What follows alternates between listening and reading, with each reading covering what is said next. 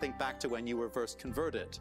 When we first come to faith, we are overwhelmed, aren't we, with the simplicity of the Christian message. We can't save ourselves, but Jesus has done everything needed to make us right with God. What liberation, what freedom. We accept the message with open hands and with a grateful heart. Here is Jonathan Griffiths with today's Moment of Truth. But over time, as we seek to follow Jesus, as we seek to live as disciples of His, how easy it is for us to fall back into that mindset of thinking that our performance actually ultimately is the truly important thing in God's eyes. We know the challenge of the call to follow Him, and we get to know that challenge more and more each day as we seek to follow Him. We know all the ups and all the downs of the Christian life, and there are lots of ups and downs over the years in the Christian life, and how easily through those ups and downs over time, we begin to take our eyes off the Lord Jesus and to begin to look inward. Either we see evidence of growth and progress, and actually we can fall into the trap of beginning to sort of pat ourselves on the back, thinking we've done terribly well, and so God must be terribly pleased with us. Or we become discouraged, and perhaps that's more likely, at our lack of progress, at our failure, at our sin. And we begin to wonder, actually, is God going to cast me aside if things don't improve? We wonder if God is rethinking His decision to save us. I wonder if you've ever felt like that.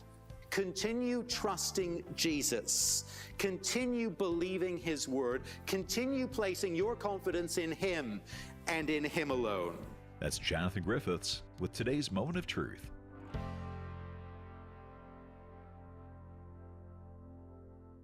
From time to time, you will hear the mention of a business or ministry here on Moody Radio Cleveland. These businesses have partnered with WCRF to underwrite some of the costs associated with our broadcasting, which helps us to do more and do it better. If you would be interested in knowing more about underwriting possibilities, contact our station manager, Josh Villa, at 440-526-1111. That's 440-526-1111. Josh would love to hear from you. Moody Radio Cleveland, broadcasting since 1958. WCRF Cleveland, WVMS Sandusky, WVML Millersburg, WVMN Newcastle, WVME Meadville, WVMU Ashtabula, and everywhere with the Moody Radio app or at moodyradio.org/Cleveland. I just wanted to say thank you for being here.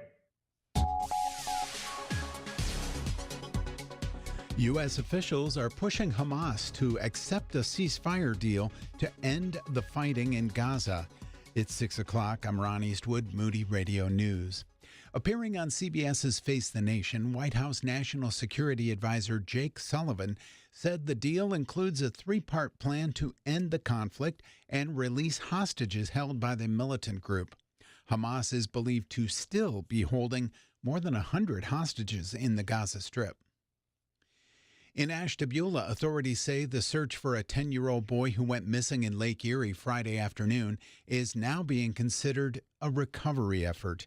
The child's family was at Conneaut Township Park and say that they were in ankle-deep water when the boy was swept away. Local police and the Coast Guard have been involved in the search. And a situation being described only as a cyber incident will cause Cleveland City Hall and Erie View Tower to be closed today. The city reports they are still trying to get a solid understanding of what is going on. Emergency services, including 911, police, fire, and EMS, are not impacted by this closure. Sports and weather coming up in just a moment. Making assumptions is rarely a good idea. That's true when it comes to thinking healthcare costs can't be affordable. Christian Healthcare Ministries has been helping believers meet their healthcare needs for over 40 years. It's not insurance, it's a ministry. Visiting chministries.org/Moody eliminates assumptions and shows how this unique model has worked to meet the healthcare needs of hundreds of thousands of Christians. Get more information and have your questions answered at chministries.org/Moody. In sports, the Guardians beat the Marlins 6-3 and the Pirates suffered an extra innings loss to the Twins 11-5. Here's your Moody Radio Cleveland forecast. Mostly cloudy with a slight chance of showers this morning. It is going to be cooler with our high temperature in the lower 60s. At last check, some clouds in the Cleveland area where it's 54 degrees. Akron and Canton, clear skies and 54. Youngstown clear as well, just 48 degrees. It's time for your moron moment. National Men's Health Week is celebrated June 10th through the 20th, the week leading up to Father's Day, because what better way to celebrate Dad than to encourage him to take care of his health? The week is all about healthy bodies, hard exercise, good diet, and regular visits to the doctor. So, whether you are a man or just love them, take some time this week to celebrate men and keep them in tip-top shape. And that's your Moron Moment. And you'll find that in our Facebook and Instagram. It's 6:03. With Moody Radio News, I'm Ron Eastwood. Okay, so a boomer, an Xer, a millennial, and a Gen Zer walk into a radio studio. Oh wait, you thought this was a joke? No, seriously, we actually sit down behind microphones and talk to each other and you every morning. And you have a front row seat to it all as we try to understand what's going on around us. Plus, we talk about life's deeper issues with a few laughs along the way.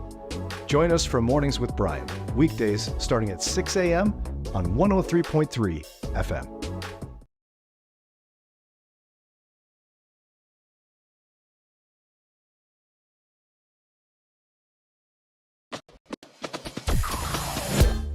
Mornings with Bryan, Moody Radio Cleveland, 103.3 at 6 to 9 a.m.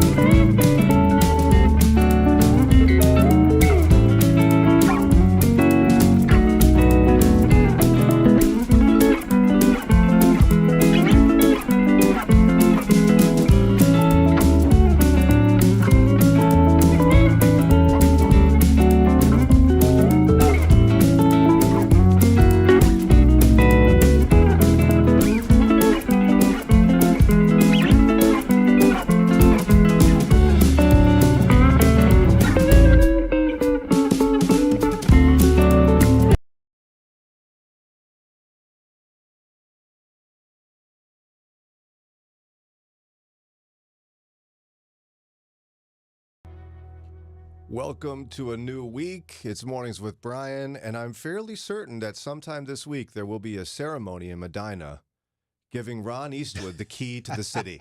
Yes. Like in the Yes. TV. I don't know if people do that anymore, but they should here. He was a hero. Yeah, we have a friend who's a mayor, and I think I'm going to suggest that to him, that he starts giving away keys to the city. Yeah. Like I a feel giant one. Yeah. Yeah. And maybe one that actually works, too, where Yeah. they could go hang out in City Hall anytime they want. They have like their own little like cubicle. Yes. Ron, you're going to have to explain. I'm not being melodramatic here. You rescued a woman and her child. Well, Yes, you did. You did, Ron. Yes, you did. you see, I came home from, after work, I did some appointments and came home about 12:30. And my new neighbor and her young son were outside. So I went over to say hi, be neighborly. Look at you, loving your neighbor. Best. Just like Jesus said. And she said, we've locked ourselves out of the house, thanks to the young son who has found the fascination of twisting the little locking Wow, button. I feel that. We had a kid locked in a bedroom for like I feel 20 that. minutes. Yeah. Uh-huh. We had gone through that years ago and ended up taping over the door handle. But anyway, I could see she had tried to break in, took out one screen, but that window was locked. And so I went and got my 6-foot step ladder, and we went around to some of the windows, and I could see from that vantage point, yep, locked. But on the second floor, 2 of the bedroom windows were open. Aha. So then it's like, okay, I've got a 6-foot and an 8-foot step ladder. Maybe I could use the 8-foot step ladder to get onto her roof and then lean over to the 1-bedroom window and get in that way. But she was like, no, I don't feel comfortable with putting you through that, leaning over and, potential hazard. So she was talking to her husband. He wouldn't be home till 3:30. Oh, no. And so 3 hours outside. It's a lot. Yeah. Or, even get in the car and going to a McDonald's or somewhere where you can just hang out. Yeah. And so I went back in the house and I thought about it. And then I went in the backyard. I had gotten an extension ladder that I mounted horizontally for my grandson to use like a monkey bar. I remember. I see it. I have seen it. Yeah. So I took that down from the mounting, and extension ladders have little hooks on them that as you rise it up, it locks it in place. Yeah. So it doesn't come sliding back down. I had taken those off, but not thrown them away. So I had to remount them. Oh, wow. You really had to work at this. And then I went in and put it up against the window. I took a knife with me because I anticipated having to cut the screen. But God was looking out for me because the little tabs that hold the screen were not all the way in. So I could pry from one side enough to get the tab to come out of the slot and then the screen pop out. So took the screen down, handed it to my neighbor, went up, and then you're at the point you're standing on the ladder and your waist is about the height of the window opening. Right. Yeah, there's no easy way to get in there. Yeah. So I literally just tumbled in. Well, you got resurfaced hips. You could just land on the hip and you're fine. Yeah. And once I was in, I felt great. It was like, yes, we have beat this obstacle. So I just walked downstairs. Their dog fortunately knew me and wasn't going to eat me while I tried to open the door. And I opened the door, let him in, said, hey, welcome to your home. Wow. Yeah. Look at you, Ron. If anyone's listening from the city of Medina, I think you better go find a key. Get this man a key. Ron, anyone's weekend compared to that? I actually had kind of the opposite story happen. You got locked in your house. No, I had someone escape my house. One of your cats? Jimmy. Yeah. Yes, I keep him chained in the basement. So I was in the kitchen. I was making muffins, and Of course you were. I look out my kitchen window into my yard, and I just happen to see one of my cats climbing the tree. Oh, no. And I did not let her out. So I run out and I grabbed both of them. They were still in the yard. Gave me quite the scare. She was literally halfway up the trunk of this tree, about over our fence. But so I grabbed them, and she had figured out how to pry the screen out of the frame. And she had let herself and her brother out. Yeah. And then Cats. later in the evening, I caught her trying to do it again. Oh, She had found her new trick. what a naughty girl. She is.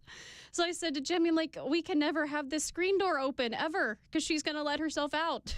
Oh, no. She found a Bad trick. cat. Oh, wow. Mm-hmm. You didn't have any children escape this weekend, Lauren? Or No. Eddie maybe escaped? Eddie wished he could escape. He probably did. He did say to me yesterday, I need to get out of this house. Yeah, no, you guys are in that phase where you can't really go anywhere. I saw my friend Kathleen on Friday, and she's in the phase with 3 kids where none of the naps overlap properly. Oh, So wow. she's just essentially sequestered Sitting in her around. home. Just sitting around while waiting kids for the nap. next nap. Yeah. Poor thing, and she loves going outside. I did a little donkey grooming this weekend. That was nice. I hadn't brushed him in a long time. I feel bad about that. He enjoyed it. Lots of fur to be removed. Yeah. The goats were very jealous, but Summer coat. yeah, exactly. Sarah ended up taking the boys to the beach because they've been whining and crying about going to the beach because it's sunny out, even though It's not quite warm enough for the No. beach. It's No. been cold A for little June. cool. yeah. So they went. And it was real cold. You weren't allowed to get in the water because it was too windy and the waves were too It big. was windy. Oh, this that's right. weekend. There's like some sort of advisory for Lake Erie. There was Yeah. sand blowing everywhere. It was an unpleasant experience, apart from the fact that they were setting up for the filming of the new Superman movie out there. Okay. Really? Yeah, like they were on the beach. So Sarah sent me a picture Oh, of that's tents, and I think there's some sort of military operation happening in Superman at Lake Erie. It's authentic. Superman was created in Cleveland. Yes, he was. Correct. Although I'm sure they'll make it like some sort of, oh, here we are at the ocean. Yeah. Here we are on the beach at the ocean. And then I wanted to see how you're all doing after last week. Friday was a very sad day in America. I can't, what? You're not, What are happened? you too overwhelmed? I have no idea what you're talking about. Because Yada Yada Coffee was here and I didn't No. get a cup. Oh, Oh, Ron. what? Ron, it's okay. I have like 45 bags in my office. Oh. I know. I figured I'm not going to worry about it. I'm I'll sorry, make you Ron. one. No, Pat Sajak retired from Wheel of Fortune on Friday. Oh, that's right. Oh, yeah. Are you guys all right? I loved Yes. Wheel of Fortune growing up. It's an institution. He was doing that for 40 years or something. Wow. 43. What? Wow. I mean, it wasn't like it was a hard job, let's be honest. But nonetheless, there it was. My grandmother loved that show, watched it every day. My grandfather was convinced it was rigged. He would tell the story all the time about once he saw them move it back or something. I'm like, Huh? The wheel. okay, Grandpa. Yeah. Yeah, all right. Sounds good. See you there, buddy. Yeah. There are times where the little clicker gets Yeah, stuck. flicks back. And it, Yeah, it's like a spring mechanism. Mm-hmm. And poor Vanna, I mean, she actually had to turn, back in the olden days, turn it. Yeah. Oh, Yeah. right. Yeah, you get it. Yeah. Not Like, she'd anymore. have to Now know. it's just a little tap. Yeah, just a little tappy poo on there. And we don't even know if it really taps or if someone's watching behind the Yeah. screen and just hitting a button when she touches the screen. I think someone's just hitting a button because Yeah. I've seen her like hit multiple times. Like, why won't Come this go? on. I mean, talk about an easy job. Vanna Tap. White. Yeah. Tap in squares, yeah. Yeah. Getting all dressed up. Yeah, I mean, that's the big bummer about her job is she has to get dressed up every day, but yeah, no thanks. I'm sure she gets paid pretty well. paid plenty to put on those heels. Did she retire or is she still going? You know, They I'm should not have retired sure as a on that. duo. They should have. You're right. But I do know who the new Pat Sajak is. Who? You don't know this? I do. Mm-mm. No. Tell him, Ron. Ryan Seacrest. Oh, wow. I'm not sure how I feel about this. He needs more to do. He's not doing enough. Yeah, I don't know how I feel about it either. Ryan Seacrest. He's going to be like Drew Carey now and just kind of fade into the sunset and do that for the next 40 years. He's got to move into the next phase of entertainment. I guess. He used to be a radio DJ. Yeah, he Yeah. did. I Yeah, think it he's was- still on. I was going to That- ask, is he yeah, still? he, I think does, he's still He on. does celebrity interviews. Yeah, and so he made it to TV. Meanwhile, Well, he We're was on on TV YouTube. already. Yeah. oh yeah, we're on YouTube. Look at us. Hi, oh, guys. we're on You're on commercials on Fox 8 too. New We Day, are. Cleveland.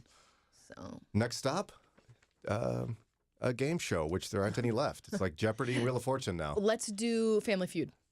Oh no, Steve is too good. But if he retires, we can be next. Yeah. We could. I would just be so intimidated because he's so funny. He I is. love watching those I know, clips it's of so people funny. saying really dumb And he things. just like stares at him. Yeah, there was my favorite one is there was things that go with pork, Oh yeah, and he gets to a guy, and the guy goes, "Cupine." he's sad. Cupine. Poor Cupine.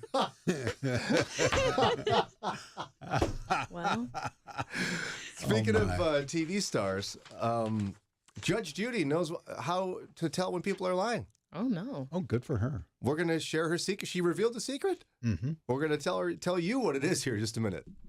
Moody Radio is on the air thanks to supportive listeners and Hawkins Sales. They've been serving the electrical industry nationwide for over 30 years.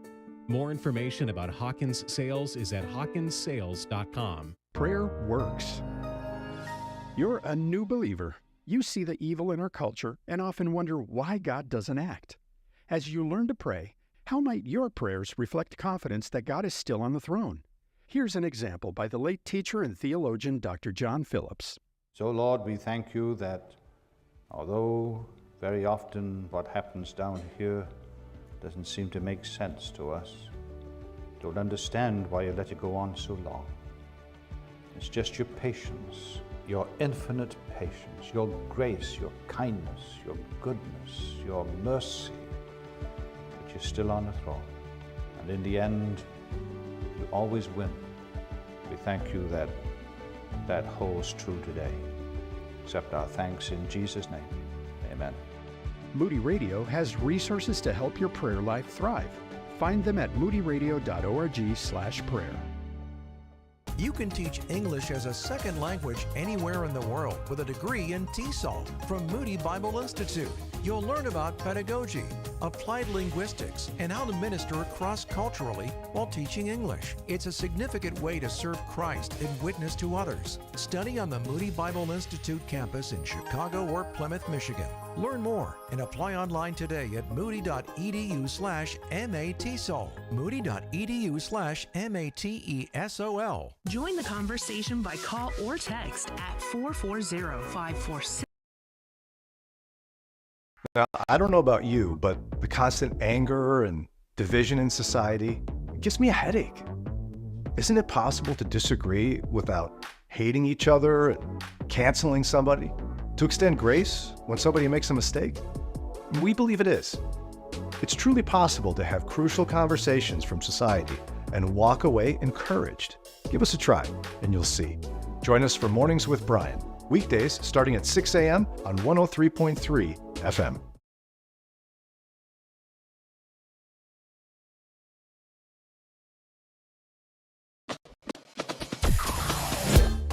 Mornings with Bryan. Moody Radio Cleveland. 103.3 at 6 to 9 a.m.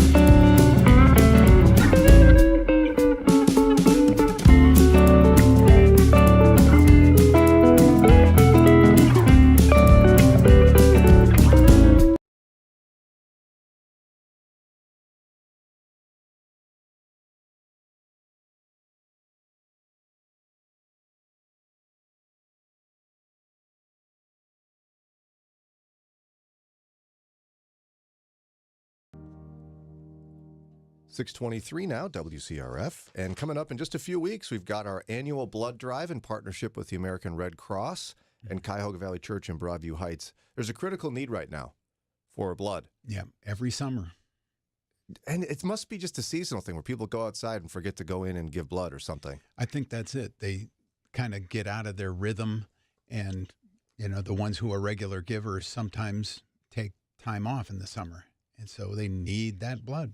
I always admired that about my wife when we first met. She was in a habit of every, whatever it was, 6 weeks, she'd schedule an appointment, go give blood. Mm-hmm. And I had never done it. It's like, whoa. I thought maybe it was the cookies. I don't know. But she did it. I was so proud of her. Yeah. But you can do this with us. June 25th, 7 a.m. to 7 p.m. For more information, all you have to do is just text the word DRIVE to 440-546-2255. Text DRIVE, 440-546-2255.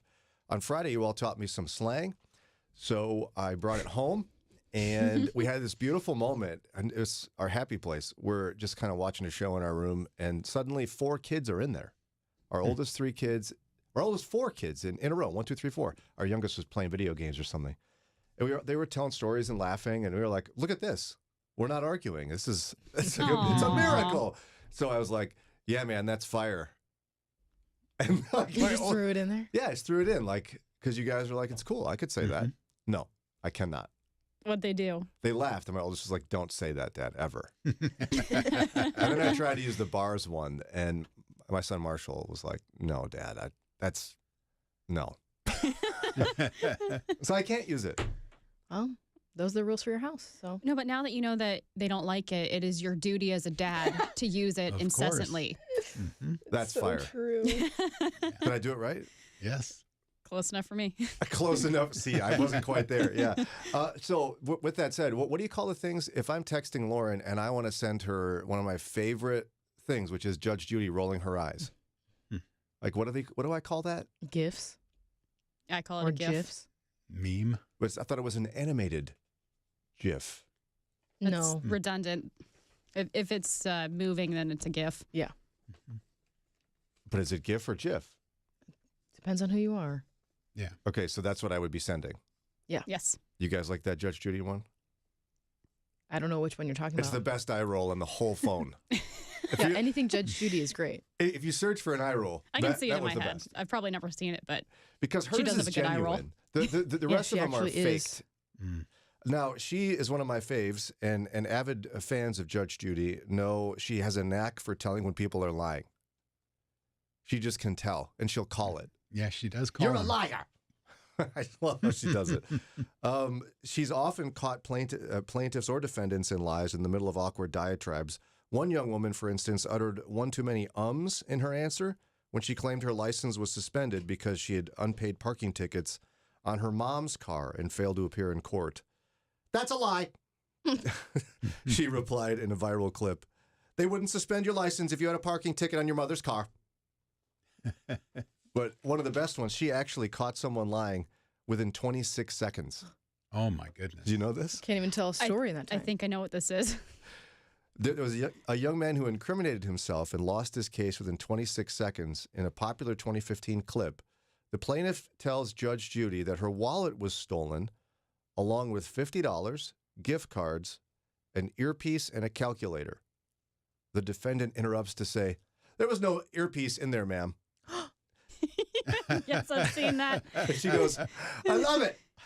And she said, "You're a liar." And she says, "Dumb and Dumber," because there's 2 of them. Yeah, and then she just awarded $500 to the plaintiff. There was no earpiece in there. Oh my God. It's a great clip. You have to look it up. Wasn't that great? So she actually has a way of figuring out if people are lying. And I don't know what you Okay. guys think of this. Can you sense when someone's lying to you? I think I have to like hear a whole story or like scenario and kind of put the pieces together myself before I can assume that they're lying. But if Trey's lying, you know. Oh, well, sure. Yeah, it's just totally outrageous stuff he says. And then when they get older, there's a transition point where you could still tell they're lying, even though it sounds pretty believable. You know, like when something breaks and there's 4 or 5 children, but none of them did it. Yeah. And you were with your spouse when it happened, Yeah. and you weren't even in the room. Someone's a liar. So she says, first of all, they're not going to look you straight in the eye. They're going to try to deflect because the truth comes in the eyes, she says. Not going to look you right in the eye. Is that one you've used? Ever? You know when Jimmy's not looking you right in the eye. I don't think Jimmy would ever lie to me. Oh, Jimmy. She says women get flushed right around here. She says if you're watching the, kind of like right below your neck. Yeah. You know, they get flushed right there. And she said men start to sweat and they start to glisten and look from side to side, like they start to sweat right above their lip or on their forehead. Wow. But most importantly, she said, if it doesn't make sense, it's usually not true. Yep. Yeah. Not always, she says. There's aberrations, but aberrations come rarely in life. Most of life is a rhythm. If something doesn't make sense to you, it's usually not true. If it walks like a duck and quacks like a duck, it's a duck. Okay. Quack, quack. So there you go. Judge Judy. I don't know if that helps me. I don't know if I can do it as well as she can. No, of course not. Why not? Because it's just her gift. Yeah. And she's watched probably thousands of people lie before her face. Yeah. Every day. She has some sort of criminal justice degree, right? So she's really versed with the psychology and the physiology. I think most people are just not that in tune to body language. Yeah, and I sometimes wonder, I mean, because she says it so much. Like, she's got to be wrong sometimes. But she's throwing it down. You're a liar. You're lying. And they're like, no, I'm not. Yes, you are. You can't argue with her. She won't let you. Right. Bert will come and get you. I love Bert. He just rolls his eyes and, these people, all of them are liars. A lot of that probably also comes with age. She looks really good, but she's a lot older than people realize. And I think that's just maybe wisdom as you get older, too. Can pick up on those things better. You know, she's not doing the show anymore? She's doing Judy Justice. Oh. Is that on HBO Max or is that somewhere else? I think so. I thought she was still. Prime. You know, the cases are real. I thought she was still doing that. But nope, different show. There's about 40 seasons of that, so they figured they had enough to repeat for a while. Well, they fooled me, that's for sure. Well, coming up in a couple of minutes, our friend Dr. Philip Bernard from the Christian Medical and Dental Association is going to talk about some new discoveries about whether or not cancer is as genetic as we thought. I'm Nate Hunter, and this is Pause for Prayer. You're probably not a professional athlete or hold the attention of thousands of admirers. Harrison Butker and Travis Kelce both do. They play football for the Kansas City Chiefs. Butker, the kicker, said the, quote, shocking level of hate I received in response to my recent Catholic college commencement speech will not deter me from being unapologetic in my faith. Kelce, the Chiefs' tight end, defends his teammate and stands with him. He says, I cherish him. Let's pause for prayer. Dear Father in heaven, we want to start our prayer by recognizing who you are. We are the created. You're the creator. You made the heavens and you lead the host of angels who watch over us. You, God, have roles for the angels to play and roles for each of us to fulfill. Professional football players are built to hit, kick, and run. You allow them to entertain us through the technology of television and the business savvy of team owners and coaches. Today, we especially remember Harrison and Travis and the testimony they represent. Please keep them physically healthy and spiritually strong. Give them wisdom in their timing of speaking of you to the press, just as Paul said in Ephesians, that the words may be given to me in opening my mouth boldly to proclaim the mystery of the gospel, for which I am an ambassador in chains, that I may declare it boldly as I ought to speak. Lord, that is also our prayer. We want to be active ambassadors for you. We want to speak the gospel of Jesus every chance we get. Please give us more opportunities to share Jesus' message and then give us wisdom to walk through that door and speak up. Allow Butker and Kelce to reach the tens of thousands and allow us to reach the hundreds. Your plan is our will. Help us speak the truth in love. We pray this in the powerful name of Jesus. Amen. Looking to take the next step in your faith but don't know where to begin? Why not download the new Bold Steps app? Find compelling messages centered on biblical truths and bite-sized wisdom for your life to take to the gym, the grocery store, or on your commute. Search for topics that matter the most to you or watch engaging videos that address relevant issues of our day. It's all there, and the best part? It's free. Download it today at your favorite app store.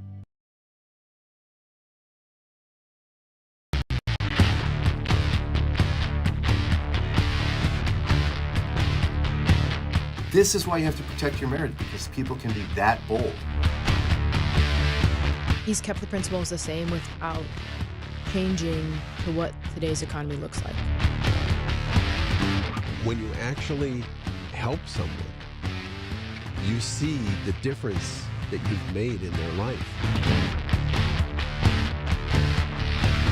What's going on online is at least a small indication of the heart of the culture.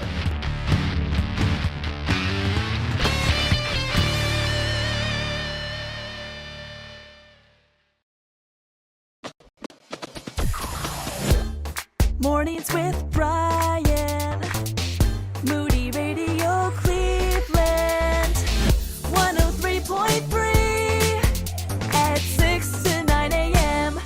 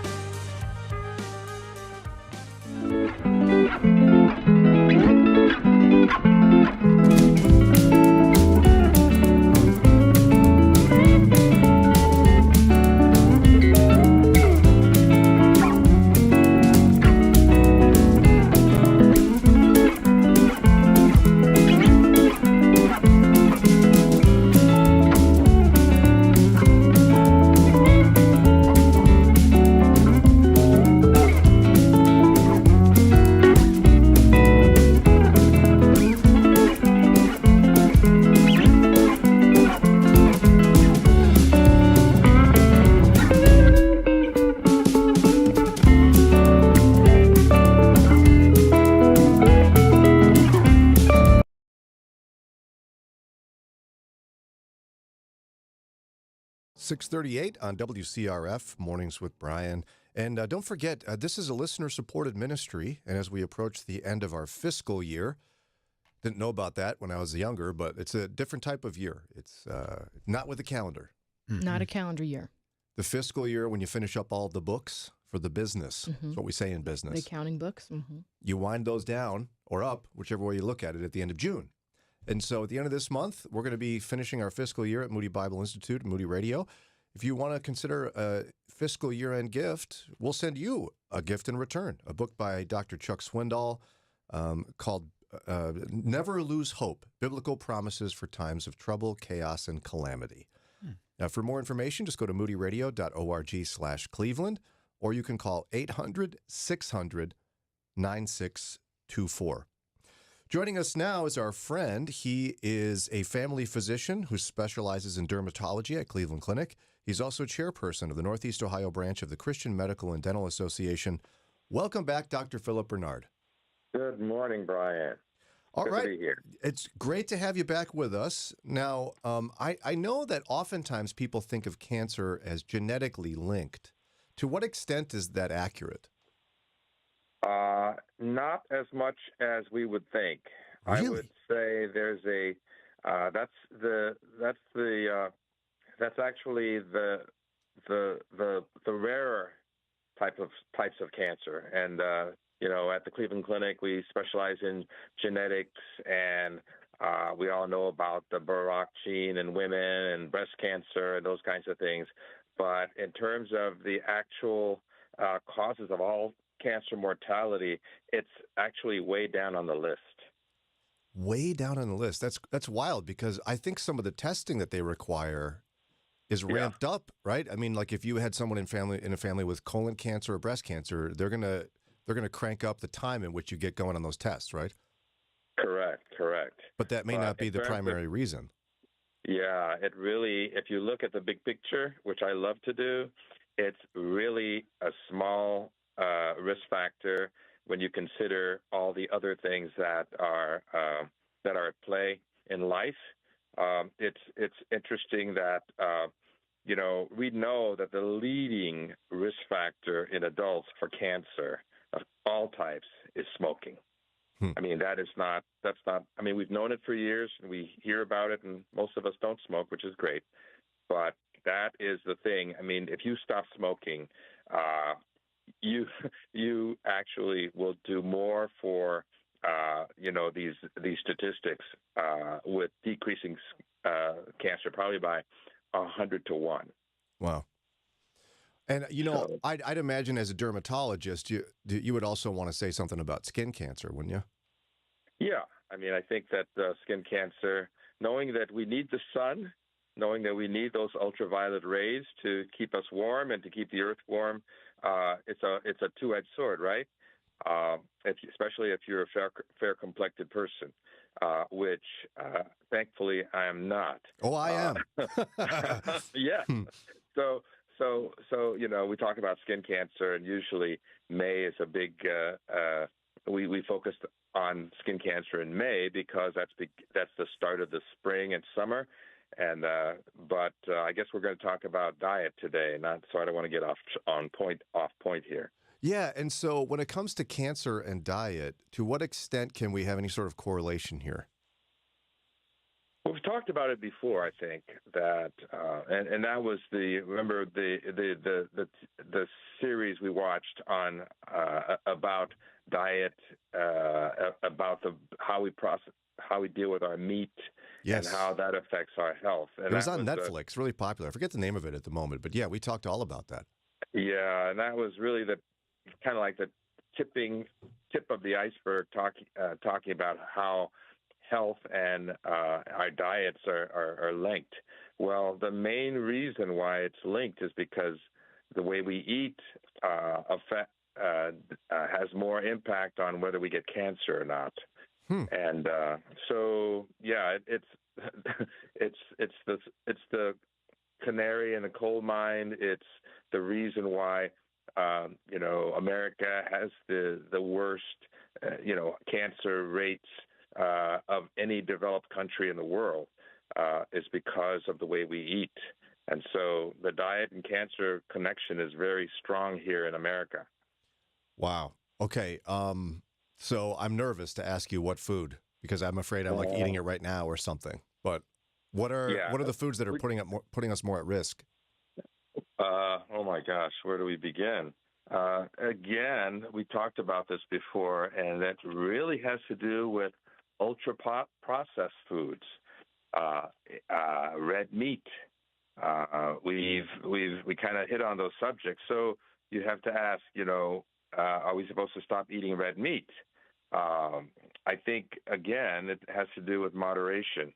The foods that are best for us are things that are not way up the food chain. And by the food chain, I mean if you're eating things that are raised in the ground, those things are better for you. As you go up the food chain and you're eating larger animals, you are increasing your exposure to oxidation, which is something that breaks down and destroys cells. And so our love of meat is one of the things that puts us at greater risk for GI cancers and different kinds of cancers.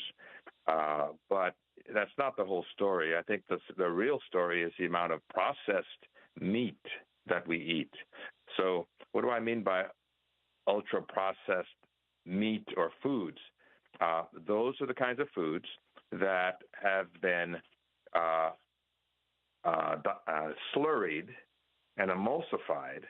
They started out as meat, but in order to prepare them and to make them easier to package and easier to keep for extended periods of times, we put different products in them.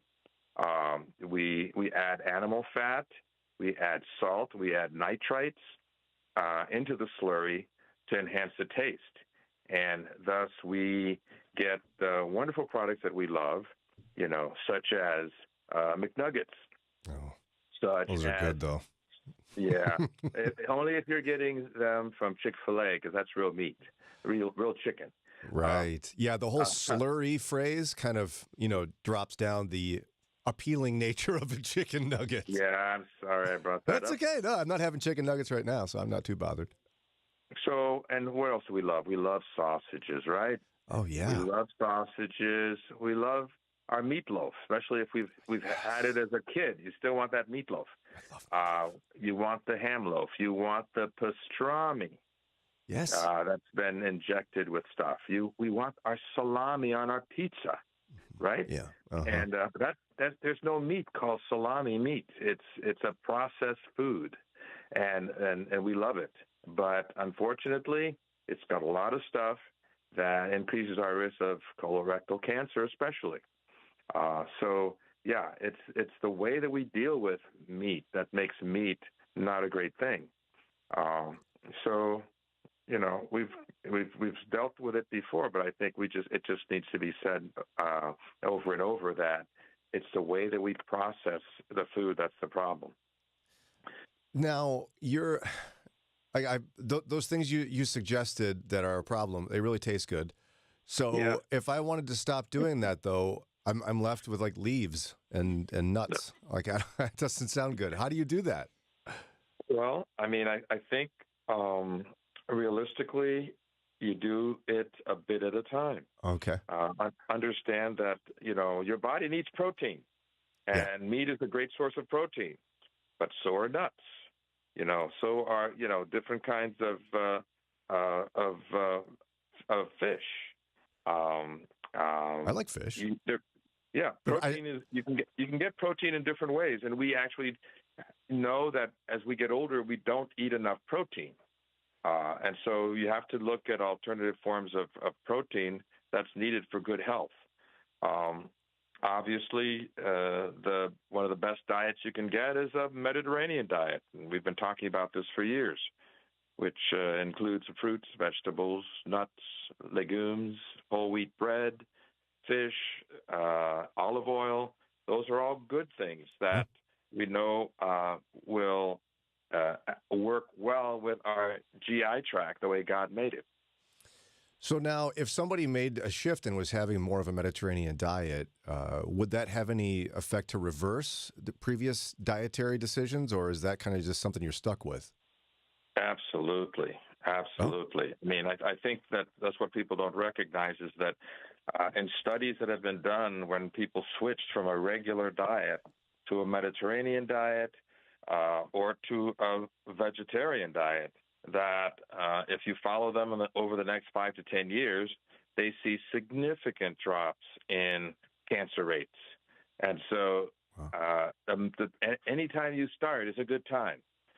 So that's really the lesson. In vegetarian diets, they've seen 17% drop in all-cause mortality when done over 10 years. So we're talking about some big numbers that are not even close to the genetic component here. Well, that's good information. I think it might cause a lot of folks to reconsider what they're doing, which I'm glad you've shared this information with us. Again, Dr. Philip Bernard is a family physician who specializes in dermatology at Cleveland Clinic, and he's chairperson of the Northeast Ohio branch of the Christian Medical and Dental Association. Their website is NEO, Northeast Ohio, CMDA.com, Christian Medical and Dental Association. You can find Christian physicians there, and you can also connect if you are someone who works in the medical industry as well, right?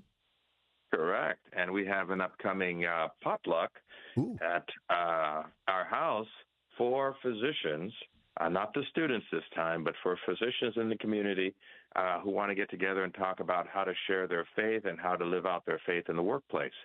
And that's coming up on the 22nd of June. So that's going to be at our usual location at Hunting Hollow Drive.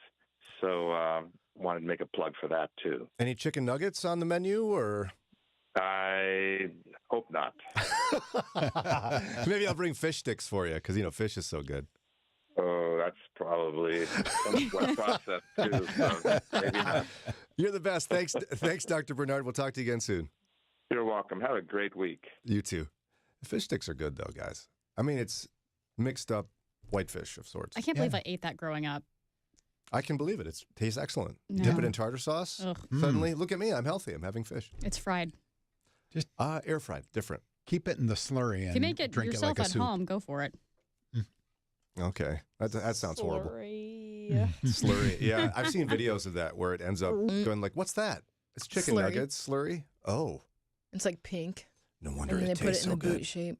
Right. I press it. There's more than just a boot shape. Thank you. There's like 5 different shapes. There's the boot shape and then the slightly round shape. Yeah, it's like an oval, maybe. Yeah. Yeah.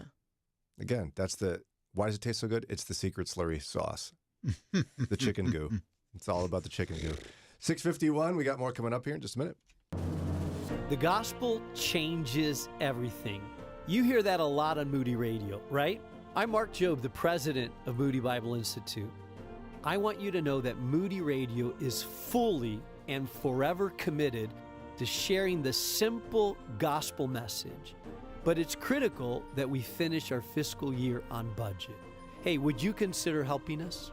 To do that, go to moodyradio.org/Cleveland. Thank you.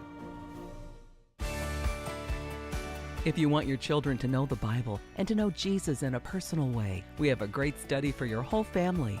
In June, the Today in the Word Family Study explores the Gospel of Matthew in our companion devotional, Jesus Came for You and Me. Understandable themes and activities to better understand God's Word. Get your free Today in the Word devotional and download the free Go Along Family Study at todayintheword.com. Spend time in God's Word together. Is it loving to use someone's preferred pronouns? Should I attend the wedding of a same-sex couple? How do I love my daughter who believes she's my son? Many of us struggle to answer questions like these in a way that's loving toward our LGBTQ friends, family, and neighbors, but doesn't compromise what the Bible says is true.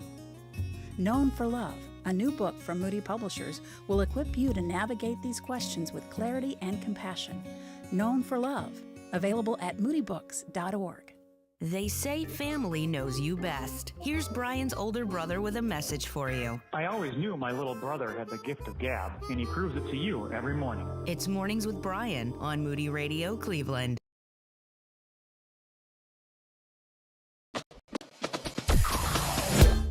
Mornings with Bryan. Moody Radio Cleveland.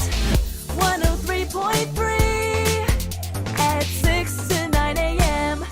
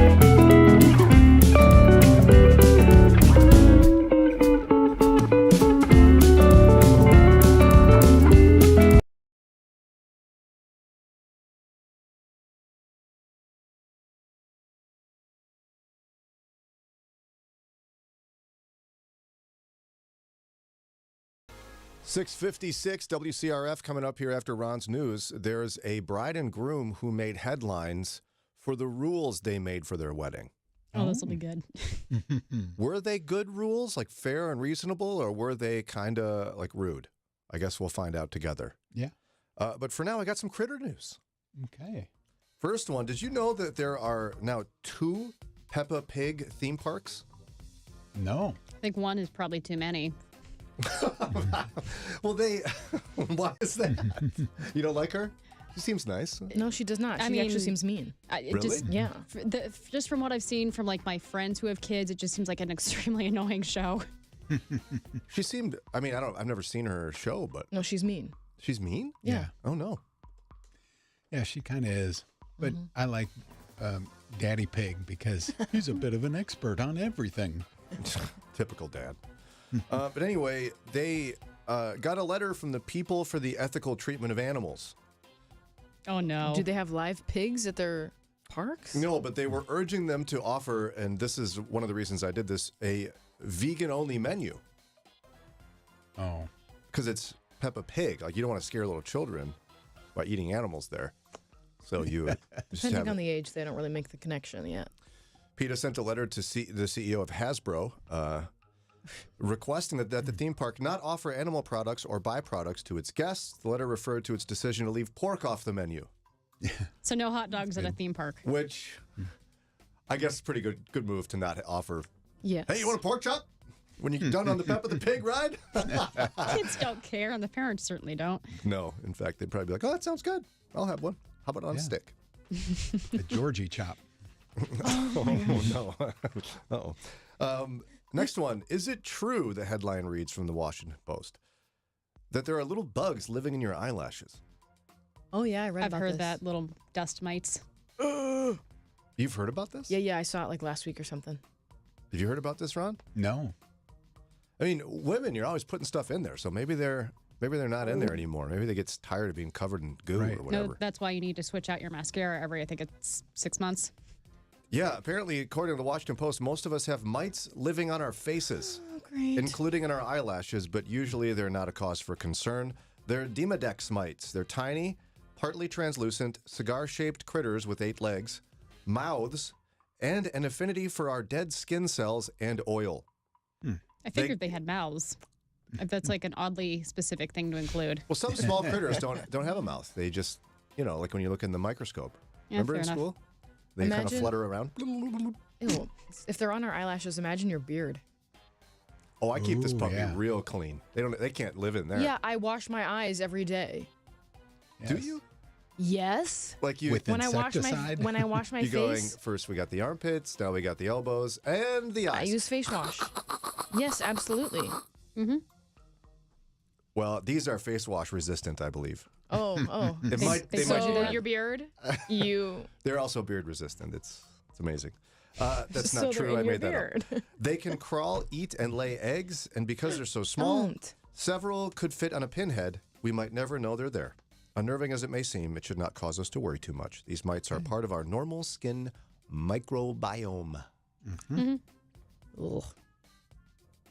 I can, As long as I don't see 'em. almost You can see 'em? see a bunch of mites crawling around your eyelashes. Don't squint your eyes at me like that. Ron, how are you with your mites? You're like, give me extra mites. They're my favorite. We get along great. Yeah, they're nice.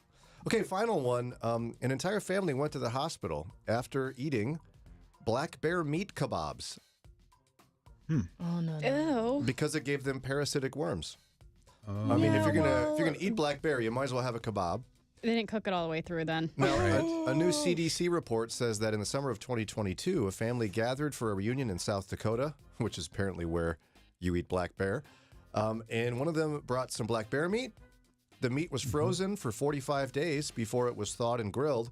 CDC recommends cooking bear meat to at least 165 degrees Fahrenheit to kill parasites. So, and also many wildlife experts consider all bear meat to be infected, all of it. All of it's infected. Yeah. So thorough cooking is vital. So let this be your public service announcement from this here show. Right. When cooking your black bear meat, not polar bear meat, black bear meat, cook it all the way through. And that probably goes for Wolverine, groundhog, all the other meats. Any wild meat. Mm-hmm. Invest in a meat thermometer. just do that. Just well done. Just go for well done. Yeah. That's how Eddie prefers his black bear meat anyway. So he's fine. Yeah. It's you I'm worried about, Lauren. All right. You're welcome.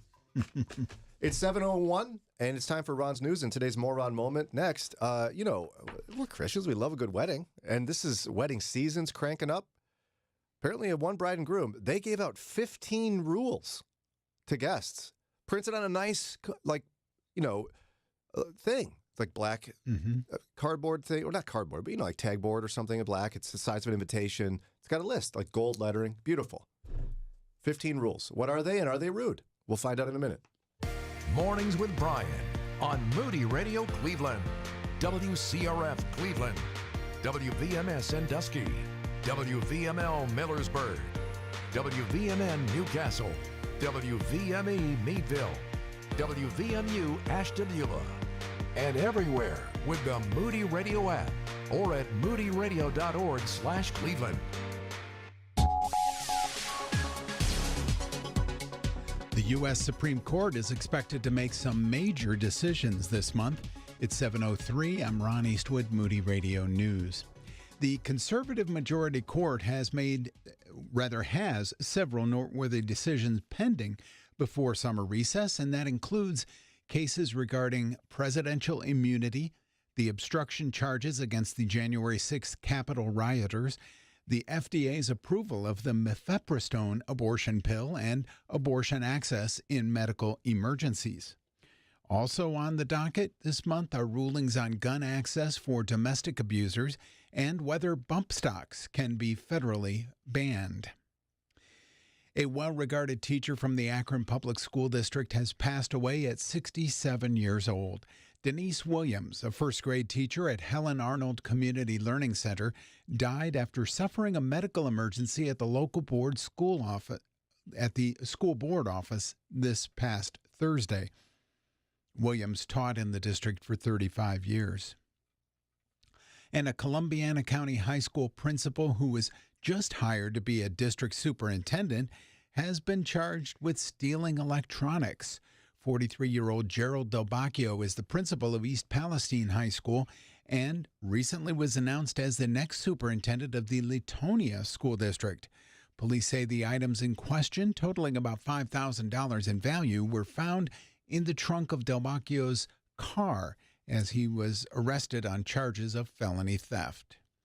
Sports and weather coming right up. Counseling. It's what God created you to do. When you earn your Master of Arts in Clinical Mental Health Counseling from Moody Bible Institute, you'll be equipped to help others become who God created them to be. Study at Moody's Chicago or Michigan campus, where you can secure certificates in the areas of marriage, family, and couples counseling, as well as trauma-informed counseling. Learn more and get started on your counseling career today. Go to moody.edu/counseling.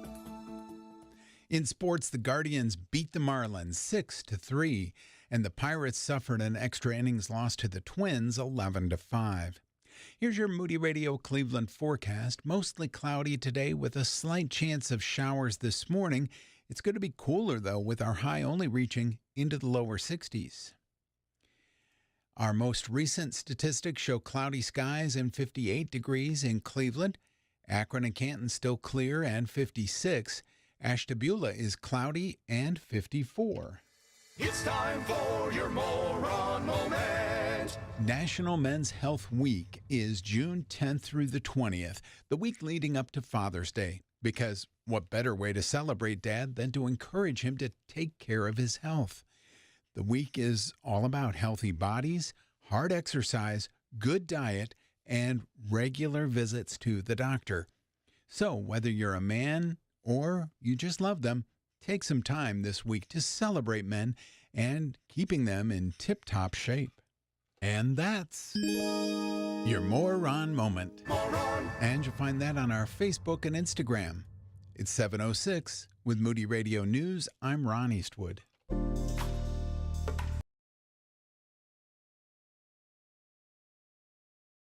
Okay, so a boomer, an Xer, a millennial, and a Gen Zer walk into a radio studio. Oh wait, you thought this was a joke? No, seriously, we actually sit down behind microphones and talk to each other and you every morning. And you have a front row seat to it all as we try to understand what's going on around us. Plus, we talk about life's deeper issues with a few laughs along the way. Join us for Mornings with Bryan, weekdays starting at 6 a.m. on 103.3 FM.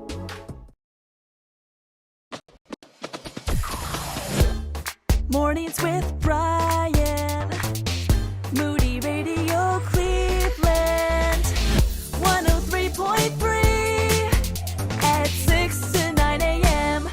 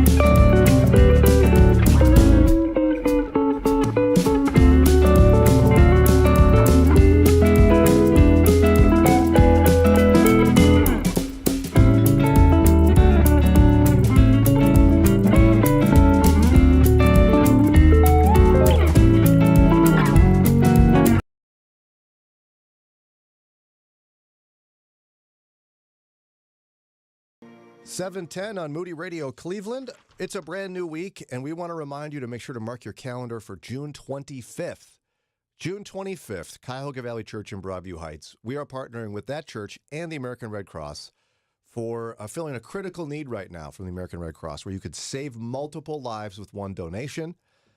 I may be sitting this one out because, I was declared having the world's best veins a number of years ago. Yep. I would hate to intimidate people, have them cancel their appointments. I'm going to force you to go do it. I'll wear long sleeves, too, just because I don't want to throw people off. Be like, I can't donate with that. I'm going to make you go do it. Scott Lessing came last time, and I'm going to make you do it. I don't think you can extort blood from people, Lauren. I'm going to. I feel like if anyone could, it'd be Lauren. It would be Lauren. So if you want to join us, you really could save some lives, show the whole world that you love life, and from womb to tomb. Text the word drive to get your appointment to us at 440-546-2255. Text drive, not drive to get your appointment to us. Don't do that. That wouldn't work. Just drive to 440. Well, drive, not just drive. Blood drive. But It's the don't type second that. word. Don't do The that. second word of the phrase. Drive to 440-546-2255. You might be thinking, why so specific? Because it's an automated thing. Like if you text that word, we have a system that replies. So Lauren and Daria don't have to sit here and just reply to all of them. My favorite is when people text the word and then our own phone number to us. That doesn't work. Yeah, no. Or we're just telling you the phone number to text. Yeah, like you open up a new text. Instead of, typing for a name, you just put our number. Unless you save the name as favorite show, maybe. Mornings with Bryan. Or just favorite show would be easier. The best. MWB. MWB. Well, I like mine better. Thank you. Moody Radio. Then you'd have to just type the number, and then in the message, you just DL Moody. Just put the word drive. Okay. So the internet went bonkers again, like it does every Always moment. is. Yeah. Somebody did something, and everybody lost their minds. And I want to evaluate how we feel about this. So a bride and groom, it's wedding season, by the way. It is. Are you, Daria's probably still firmly in the wedding era of life? Most of my friends are not in the we're getting married. A lot of them are still single. Huh. Yeah, right when I was graduating college, I spent a couple of years going to or in multiple weddings. I had one summer where I think I was in 3. Yeah, we've had summers like that. And I had to rent a tux for each one. It's pretty frustrating, actually. But anyway, you are out of that phase? Yes. I'm not far away where my first friend from high school, their kid got married. It's the first marriage I'm seeing of a kid. Okay. In my era. So here it comes. Right, Ron? I bet there was a whole era where you were just going to weddings again. Yeah, it's kind of weird that that cycle rebounds. Oh, it does. So this couple has been blasted online Oh, no. for giving guests a list of 15 rules to follow on their wedding day. The couple, who have not been identified, were shamed after a disgruntled invitee leaked the list, which wound up on Reddit with the caption, Bridezilla/Groomzilla. Oh. Now, in their defense, before we even get to some of these rules, they're very visually appealing. It looks like it's you come to the wedding. If you're watching the live stream, I'm holding up a printed picture. I don't have the actual one. I wasn't there.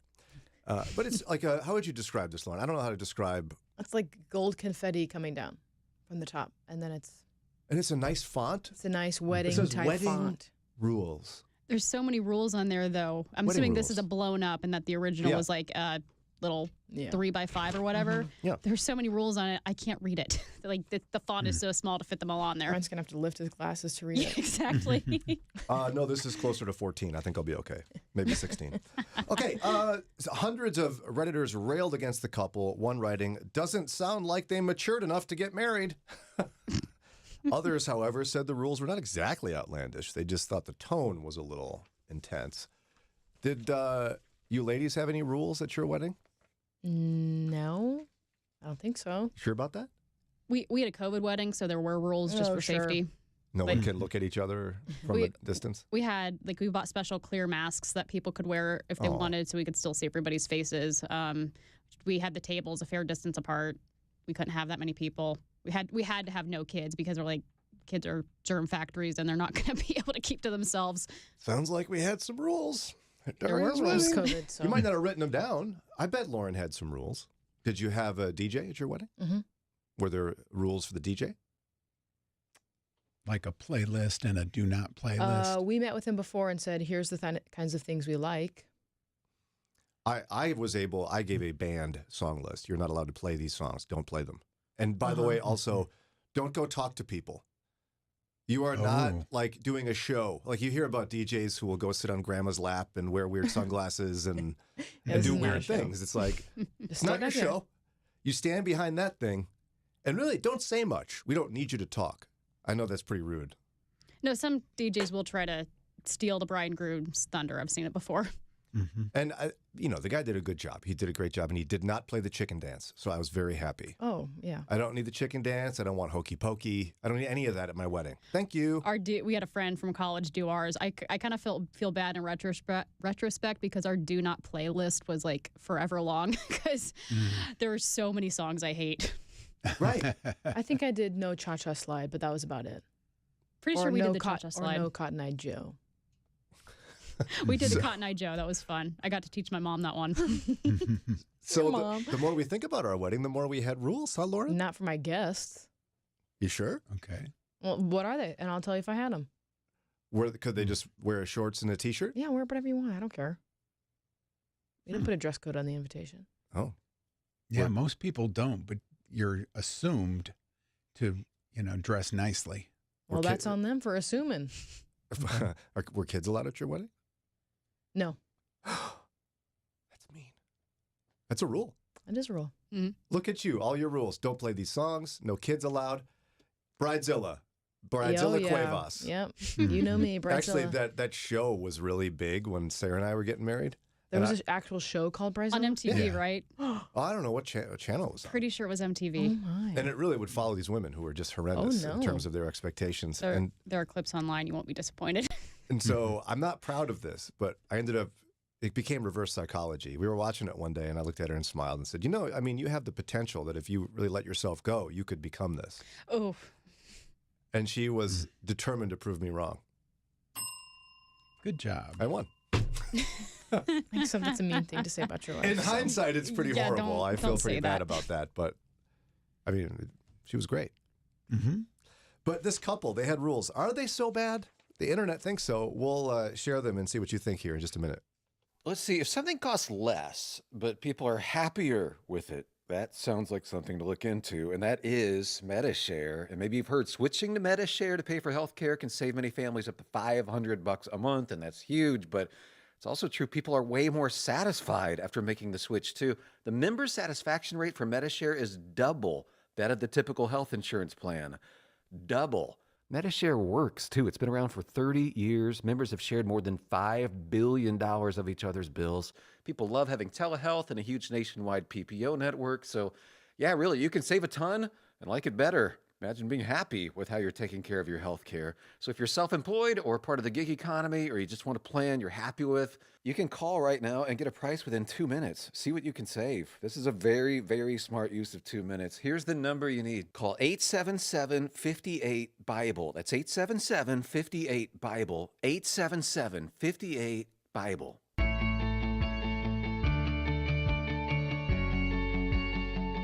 Hello, Ron Warren here with your Pro-Abundant Life Minute. Should the circumstances of our conception and birth determine our value and worth? The pro-choice movement says yes. For example, a professor at Texas A&M recently said, in defense of the abortion pill, that children from unwanted pregnancies are more likely to face challenges.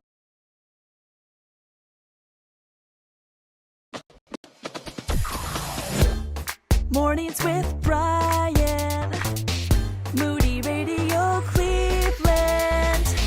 103.3 at 6 to 9 a.m.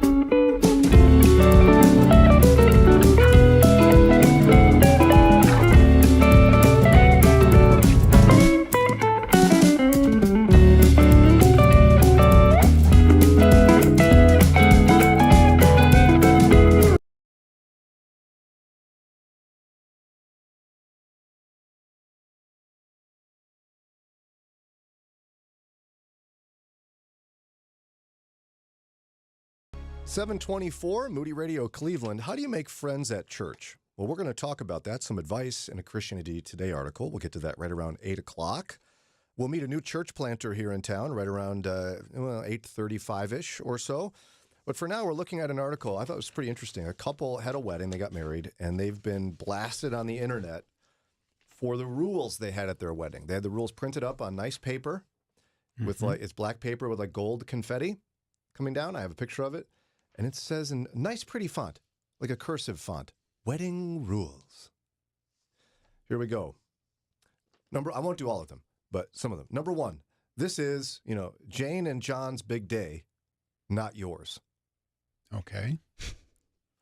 Number 2, do not get in the photographer's way. Yes.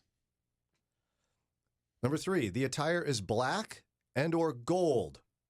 Not red, blue, green, and definitely no white. Okay. If you're going to have a color theme, then announce it.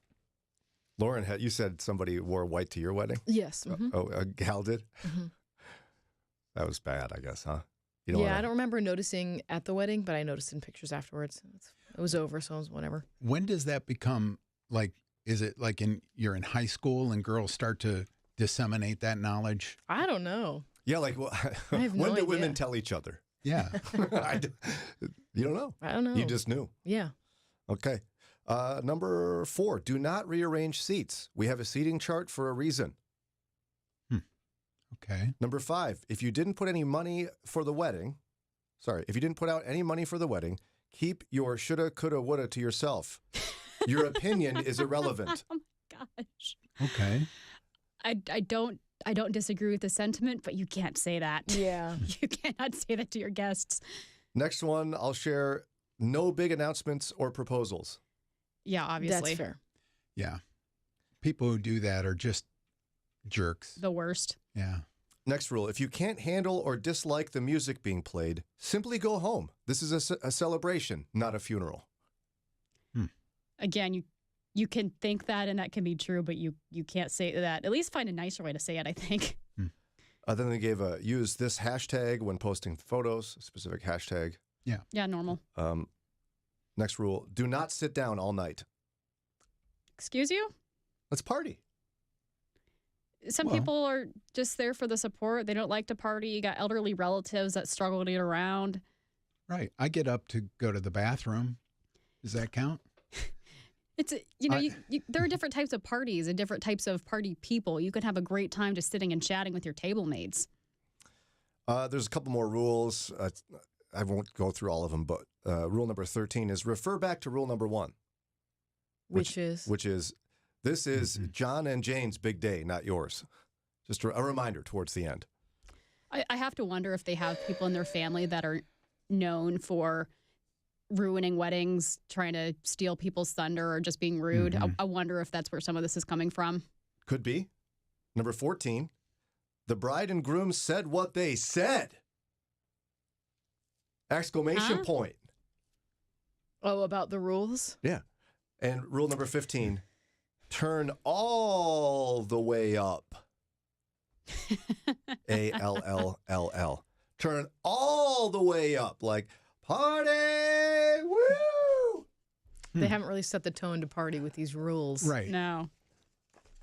Now, I think this is something they saw on Pinterest because someone convinced them that if you don't set the rules, people are going to go wild and they're going to be disrespectful and mean and whatever. And so they decided, oh, we should have those rules too.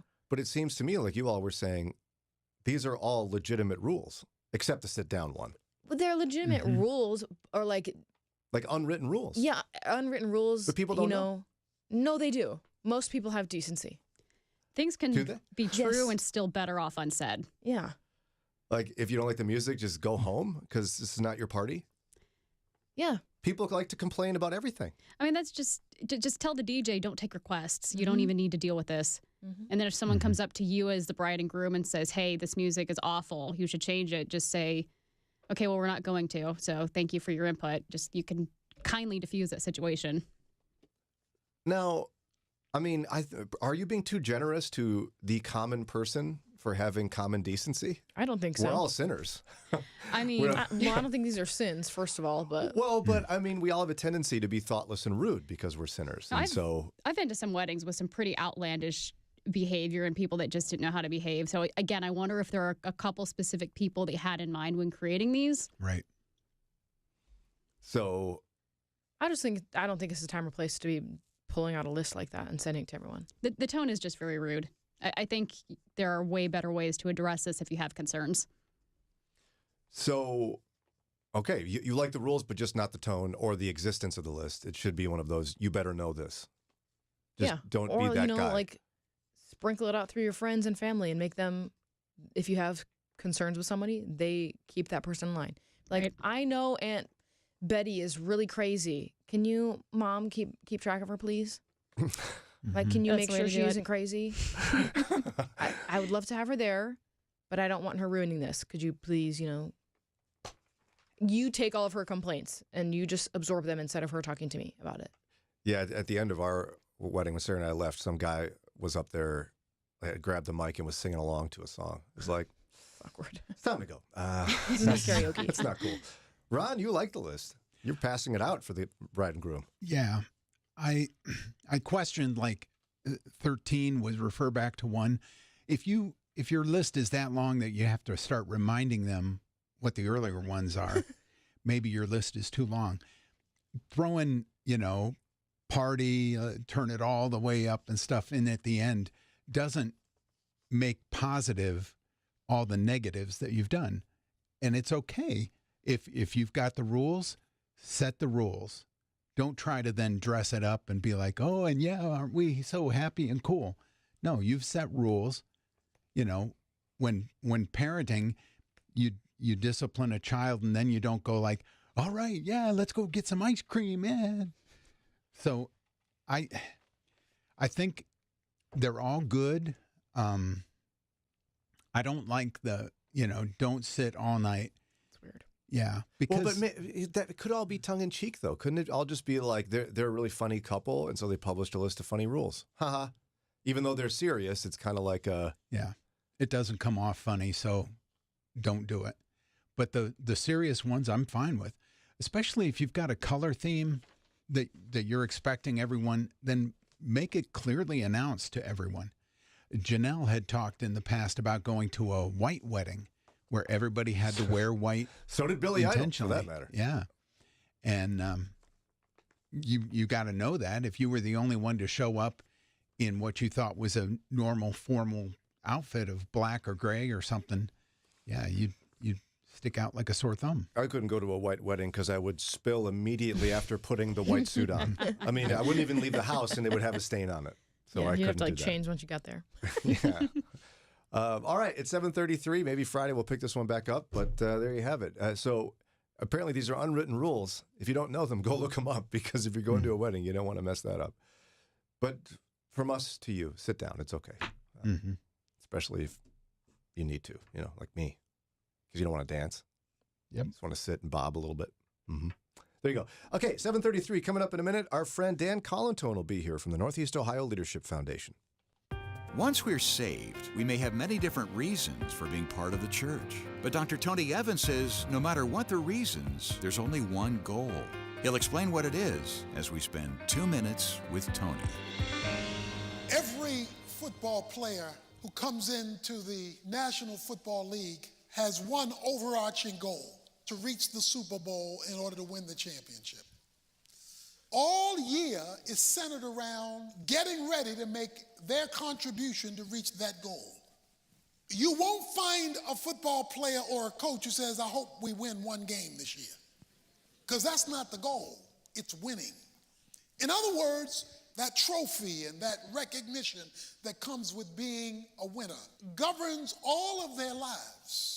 It affects their diet. It affects their workout. It affects their running. It affects their sleeping. It affects their planning.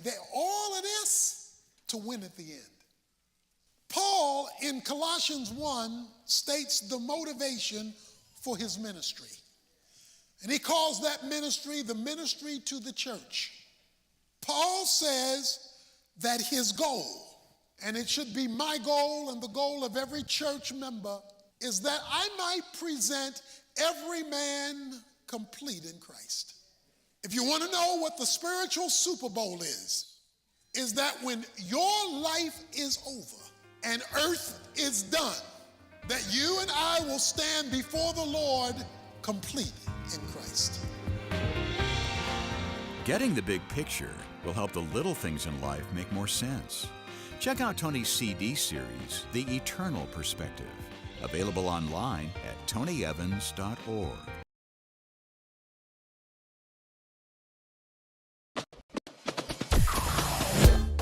Mornings with Bryan. Moody Radio Cleveland. 103.3 at 6 to 9 a.m.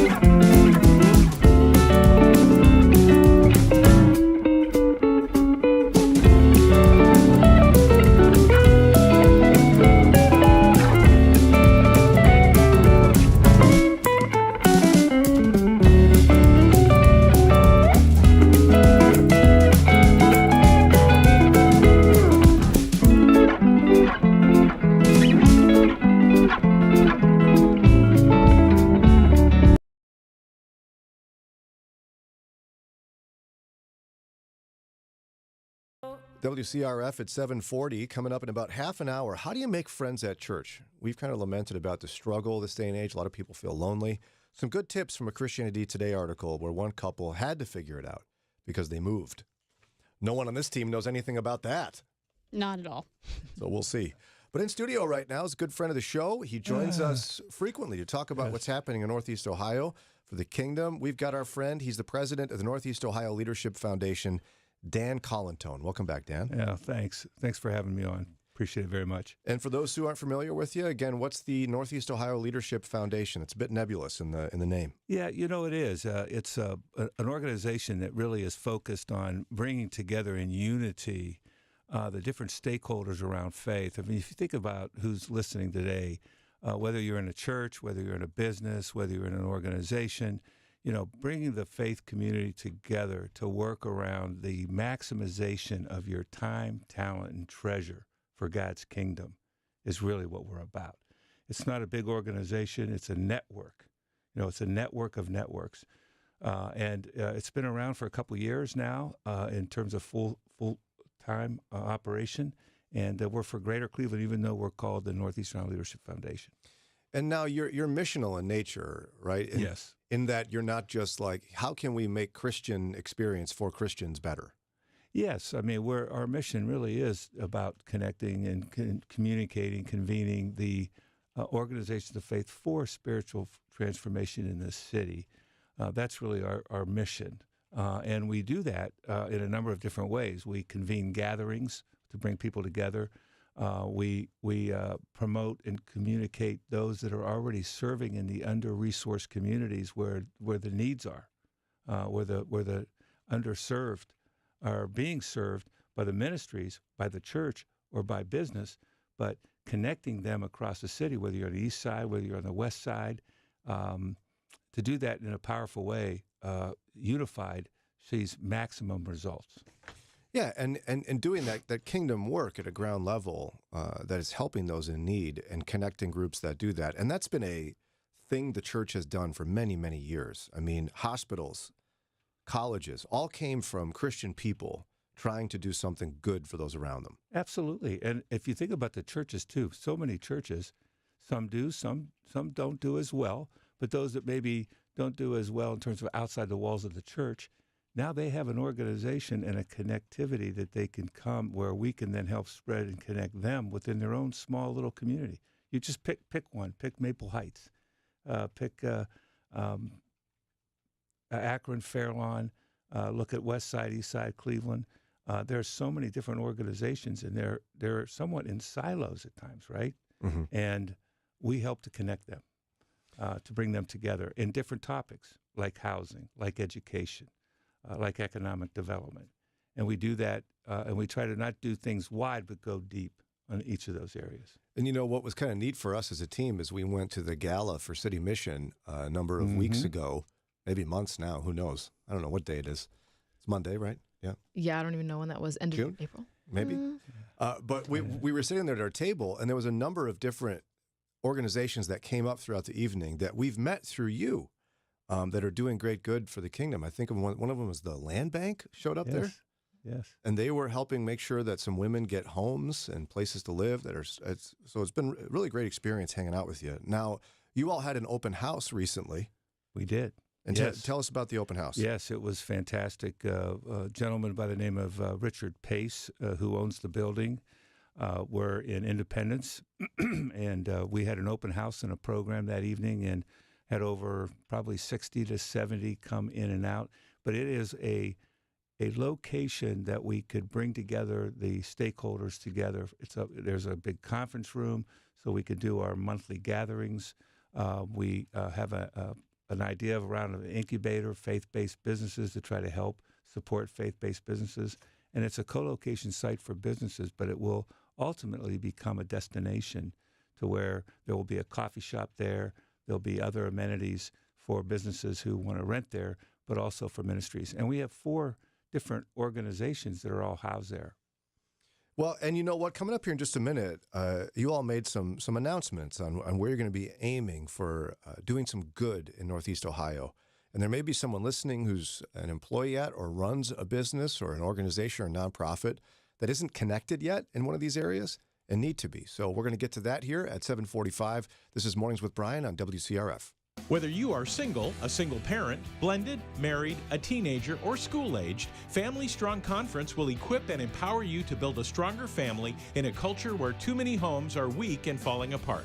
Hear Dr. Eric Mason, author of Urban Apologetics and Manhood Restored, Dr. Julie Slattery, author of Finding the Hero in Your Husband and Rethinking Sexuality, and famous YouTuber Alan Parr, our keynote speakers on Saturday, June 29th. Register today at newcommunitybible.org. I'm Mark Jobe, president of Moody Bible Institute.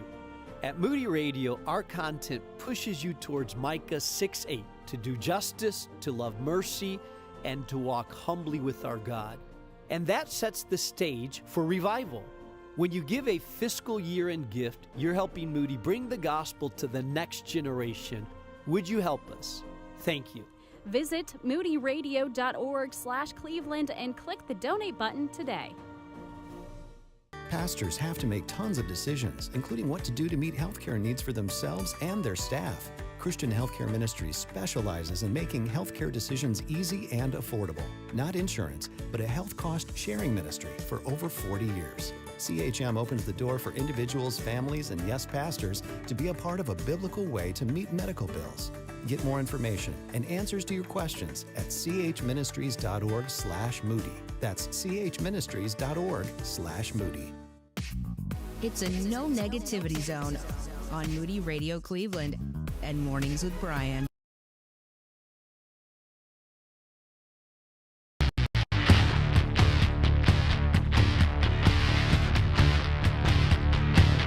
This is why you have to protect your marriage, because people can be that bold. He's kept the principles the same without changing to what today's economy looks like. When you actually help someone, you see the difference that you've made in their life. What's going on online is at least a small indication of the heart of the culture.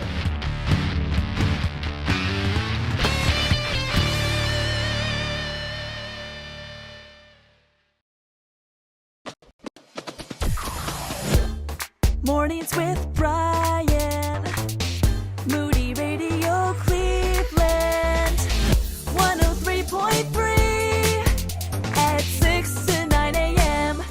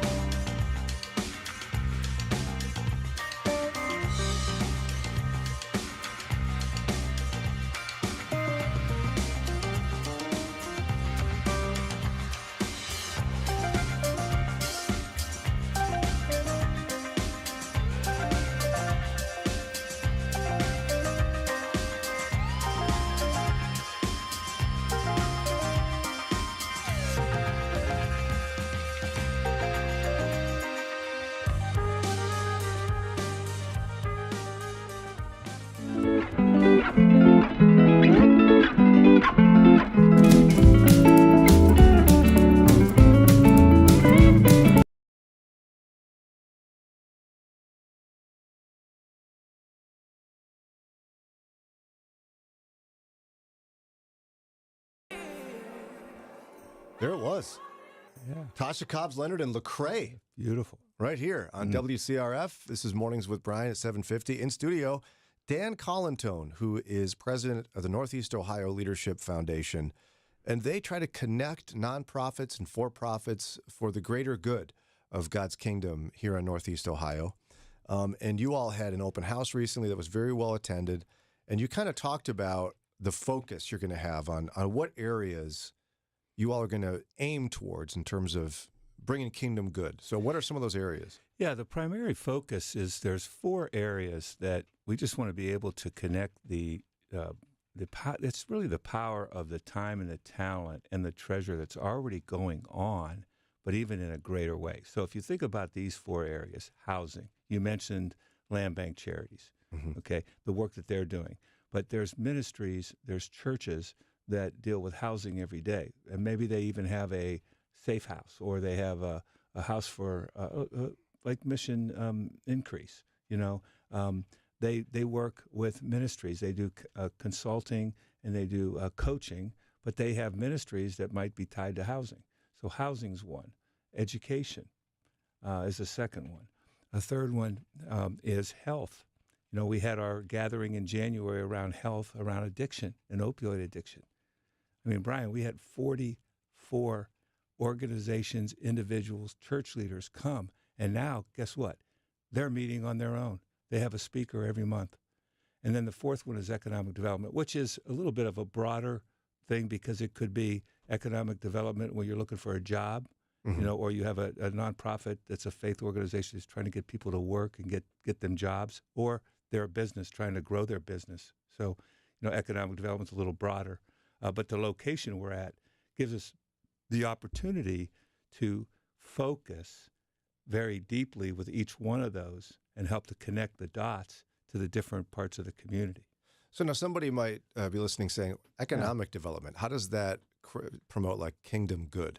Well, the kingdom good around economic development is prosperity for all. Well, what does that mean? Each might have a different definition. Economic development might be a business's startup, and you want a faith-based business, and you're going to start a restaurant, and you're a believer, right? And you want to grow that business. That's kingdom work that you're called.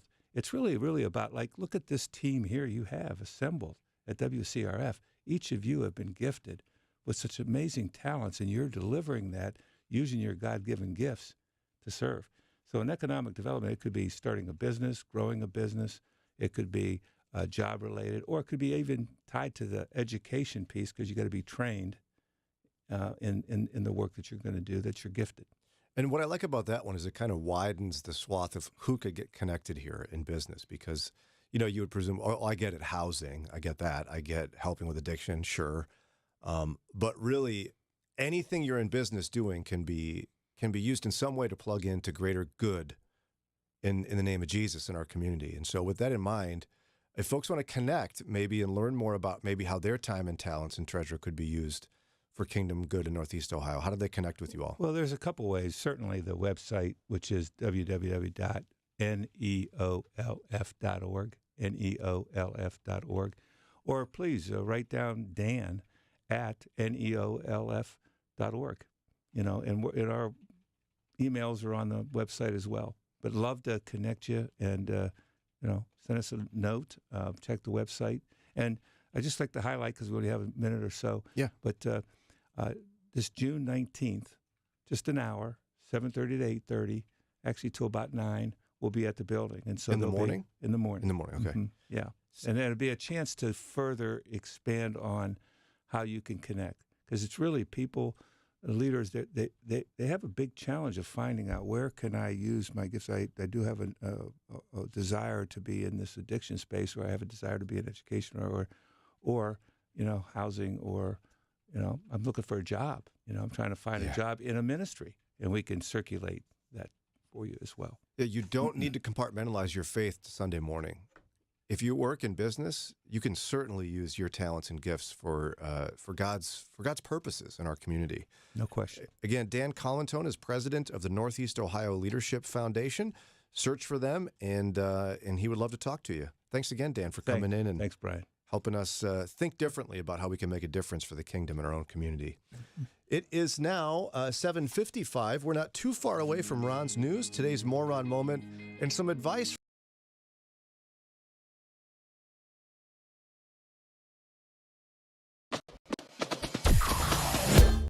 Mornings with Bryan. Moody Radio Cleveland. 103.3 at 6 to 9 a.m.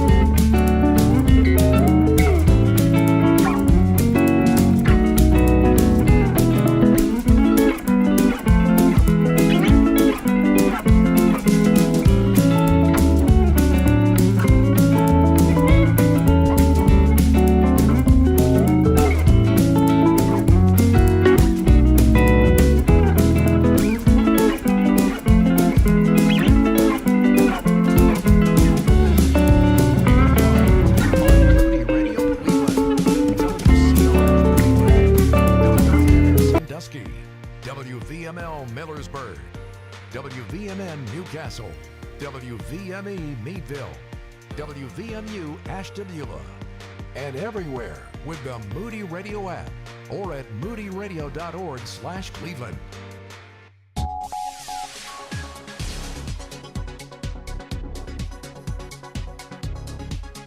Vice President Kamala Harris says she's thankful 4 Israeli hostages were freed from Hamas in a military operation.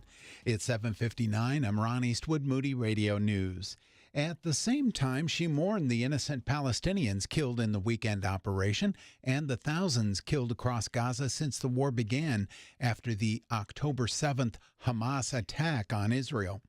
Hamas said more than 270 were killed in the raid, although it didn't distinguish between civilians and militants, and the IDF disputes the death toll. A teenage boy is recovering from injuries suffered Saturday afternoon when he was hit by a Greater Cleveland RTA bus. GCRTA says the boy was hit when he ran in front of the bus on West 25th Street near Castle Avenue. The teen's injuries are described as non-life-threatening. And Akron Public Schools is debating if uniforms will be mandated next school year. The district has not required uniforms for students in grades K through 8 the last several school years due to the financial impacts of the COVID pandemic. The district says it is in the process of sending out surveys to parents in the district to get their feedback. I'll be right back with sports and weather. We have a fun, engaging, and screen-free way to keep your kids learning this summer. Join Moody's free summer reading program. When you sign up, you'll get access to interactive downloads, special prizes, and books that kids love and parents trust. This free summer program can help them develop a lifelong love of reading. So why wait? Sign up now and let the adventure begin. Visit moodybooks.org and click on the banner to get started at moodybooks.org. In sports, the Guardians beat the Marlins 6-3. The Pirates suffered an extra innings loss to the Twins 11-5. Here's your Moody Radio Cleveland forecast. Mostly cloudy with a slight chance of showers this morning. It's going to be cooler with highs in the lower 60s. And currently, cloudy and 58 in the Cleveland area. Akron and Canton, clear skies still, 56 degrees. Lorain and Elyria, cloudy skies and 57 degrees. It's time for your moron moment.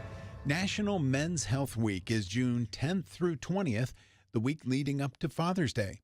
Because what better way to celebrate Dad than to encourage him to take care of his health? The week is all about healthy bodies, hard exercise, good diet, and regular visits to the doctor. So whether you are a man or just love them, take some time this week to celebrate men and keeping them in tip-top shape. And that's your Moron Moment. And you'll find that on our Facebook and Instagram. It's 8:02. With Moody Radio News, I'm Ron Eastwood. Broadcasting live from the Bob Devine Studio. It's Mornings with Bryan.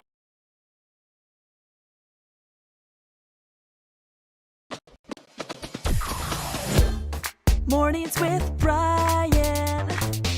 Moody Radio Cleveland. 103.3 at 6 to 9 a.m.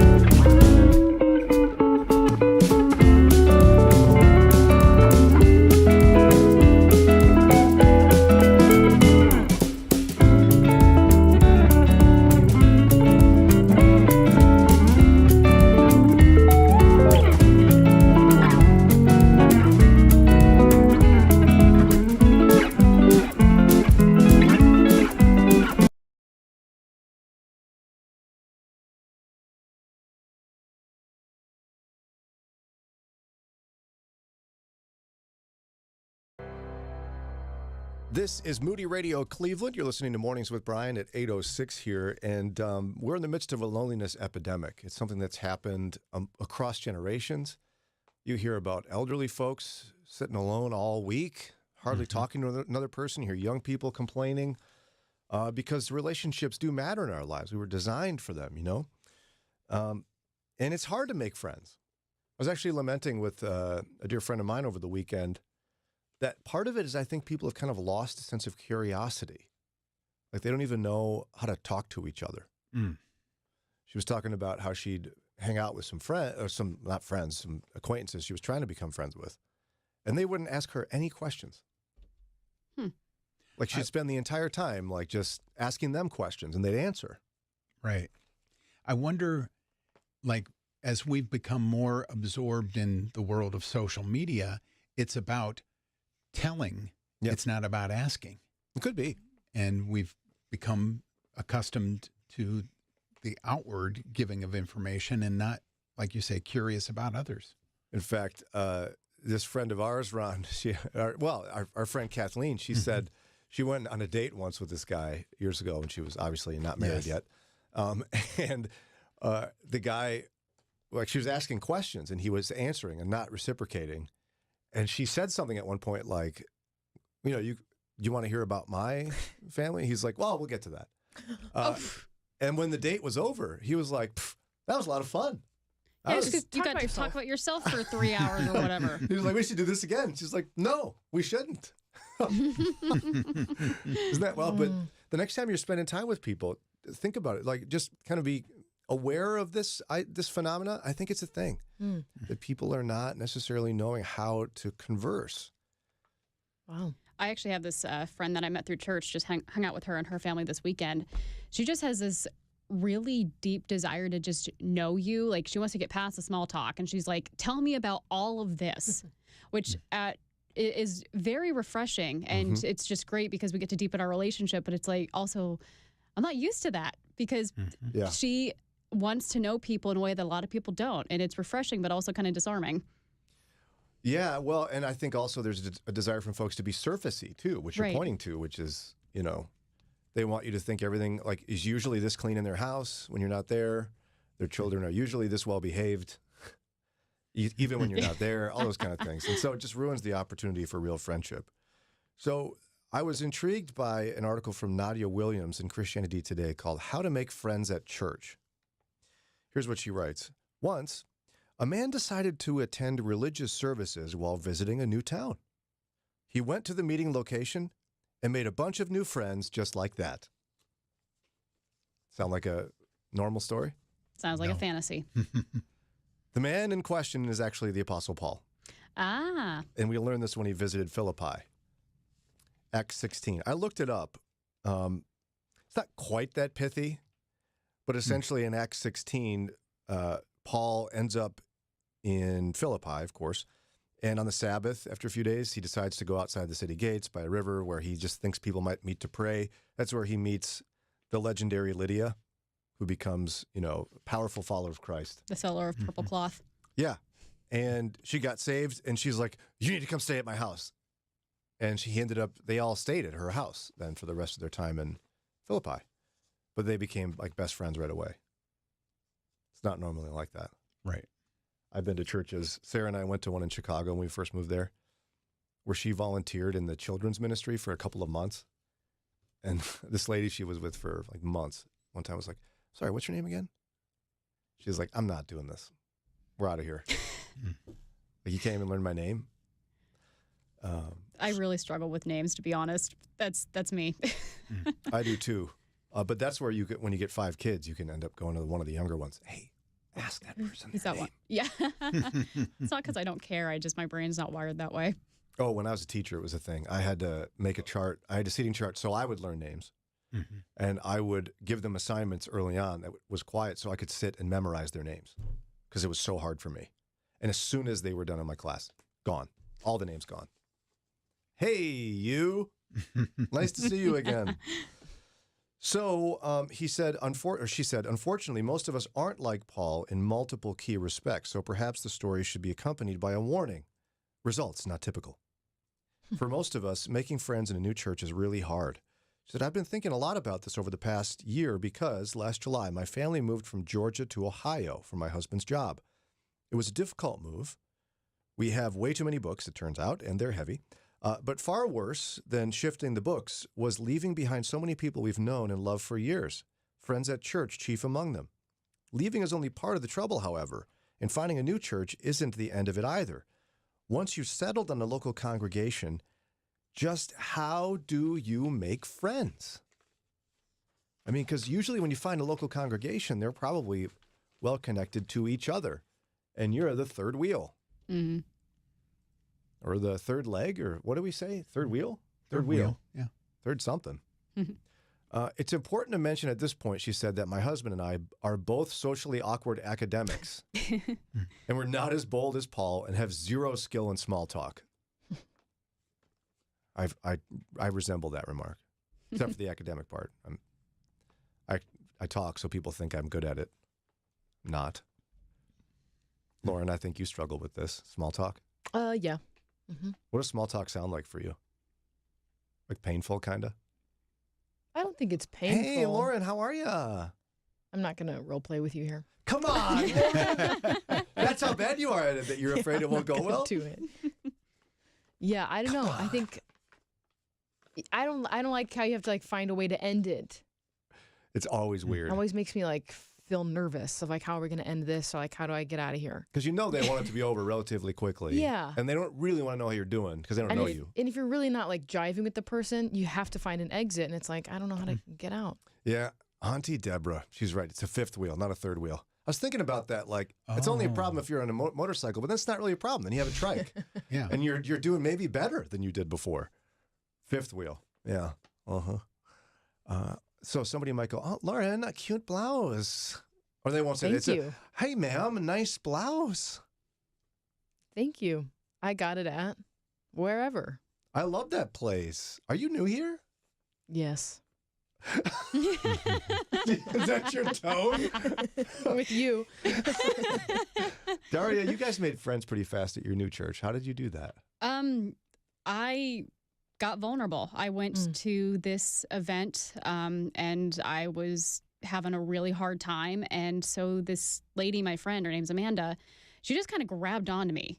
And I haven't known her very long, but we've developed this really beautiful friendship where she's like, she wants to know me at a deeper level. And so we really skipped over the small talk because we have this thing in common. And one of those things is we just really desire to know people better.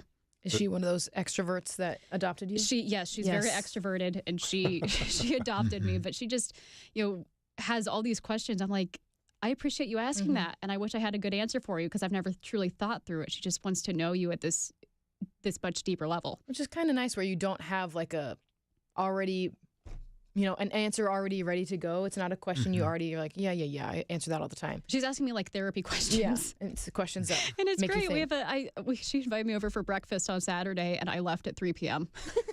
Wow. That's cute too. Come over for breakfast. Yeah. She and her family were having breakfast. She's like, come over. And so I did. And I hung out with her and her kids and her husband for like 5 hours. Oh, yeah. I had a couple do that for me once. When I first moved to Chicago, I was kind of alone, especially my family went back for a holidays, Easter or something, and I had to stay back to work. And this older couple from church called me. They're like, hey, you have plans? I was like, no. Come on over. Our family's having breakfast for Easter.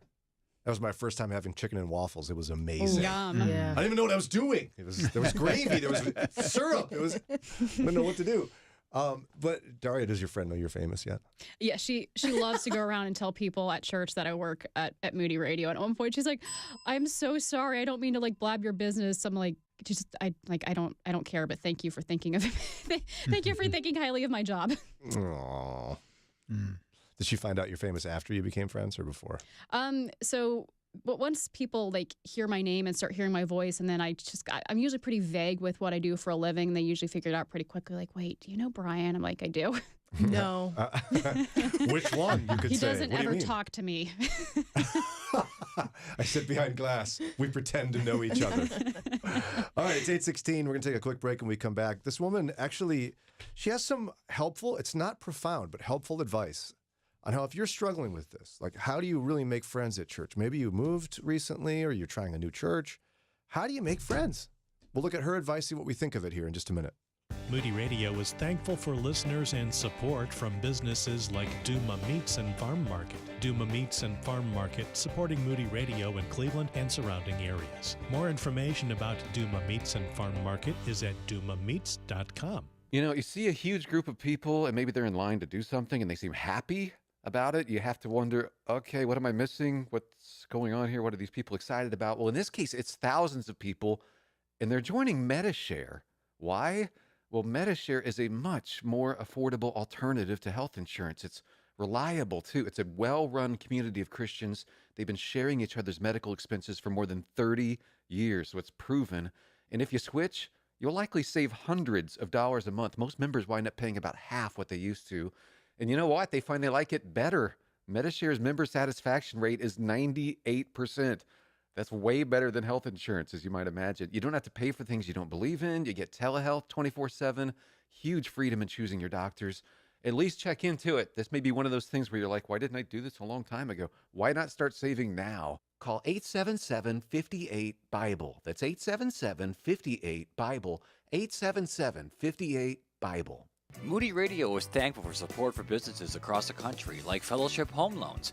Whether purchasing or refinancing a home, Mike and Bryan walk hand in hand with clients through the whole process. You can learn more about their approach to mortgage lending at fellowshiphomeloans.com. Keeping your eyes on Jesus in a changing culture can be difficult. Let us help. It's Mornings with Bryan on Moody Radio, Cleveland.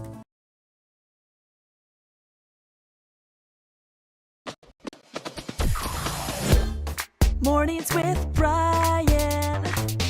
Moody Radio Cleveland. 103.3 at 6 to 9 a.m.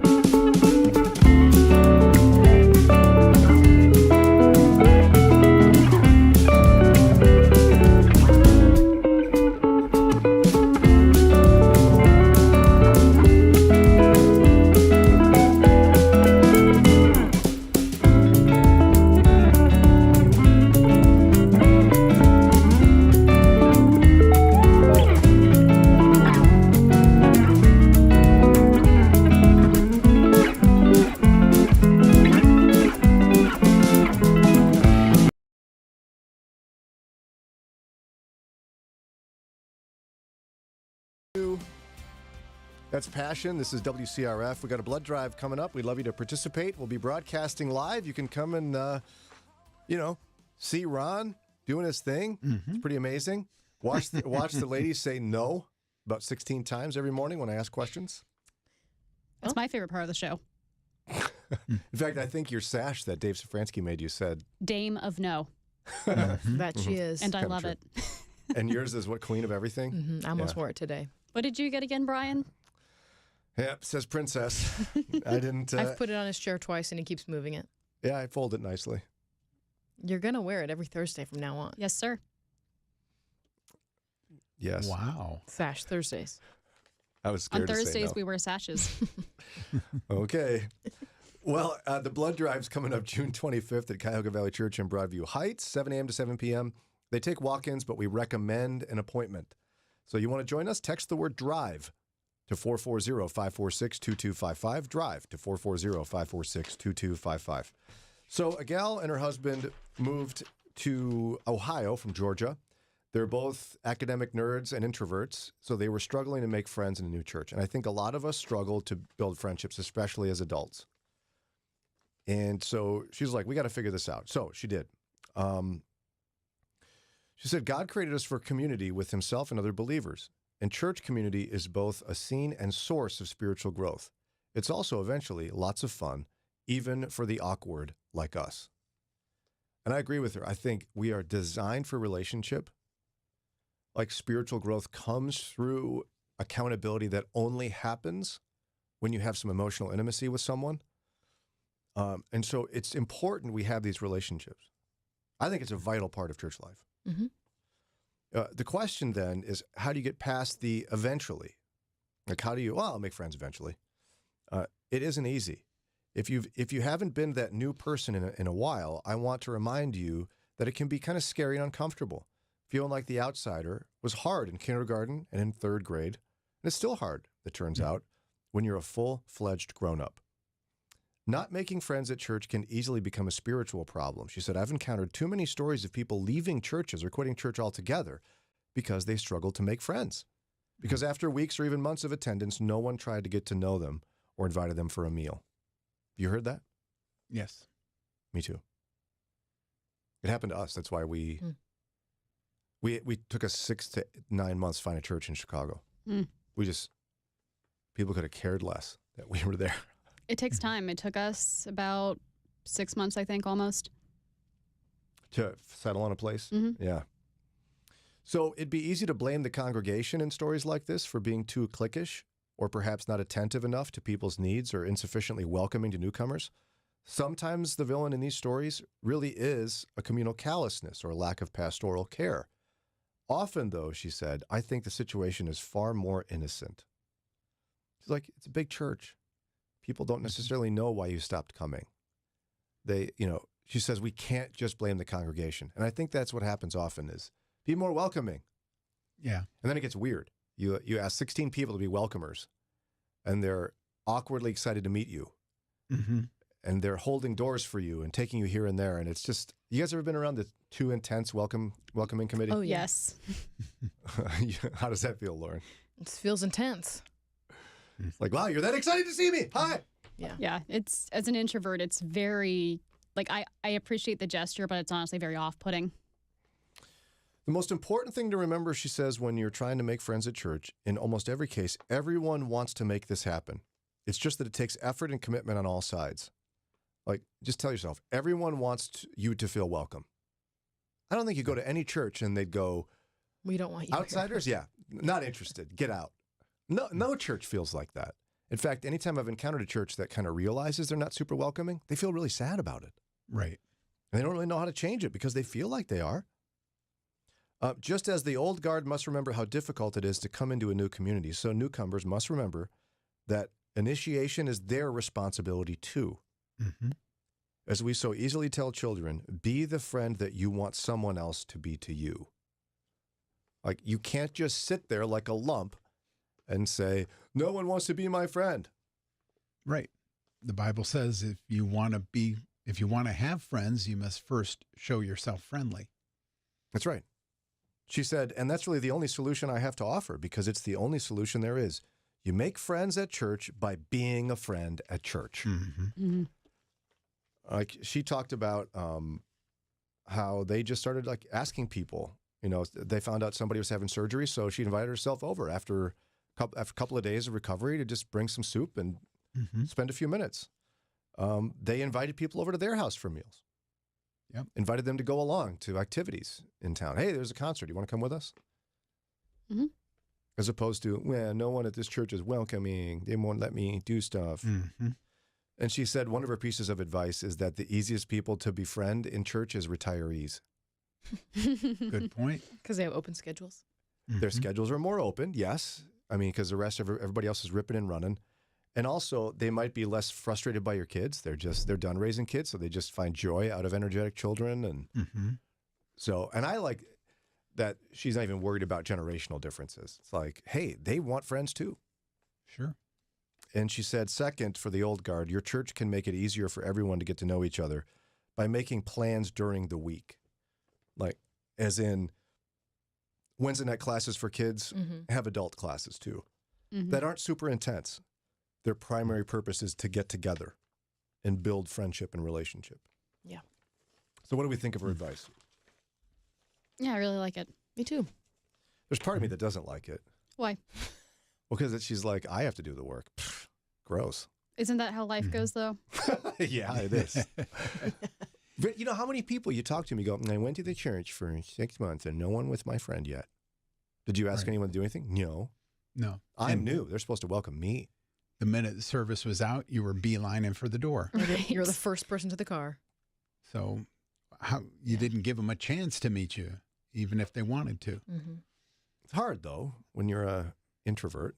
Yeah, I think we talked about this with Pastor Nick last time he was on, and he said maybe it means you come a little bit early and you have time to hang around, or you plan to stay a little bit later and you have time to hang around. You're not just going in and out of the service.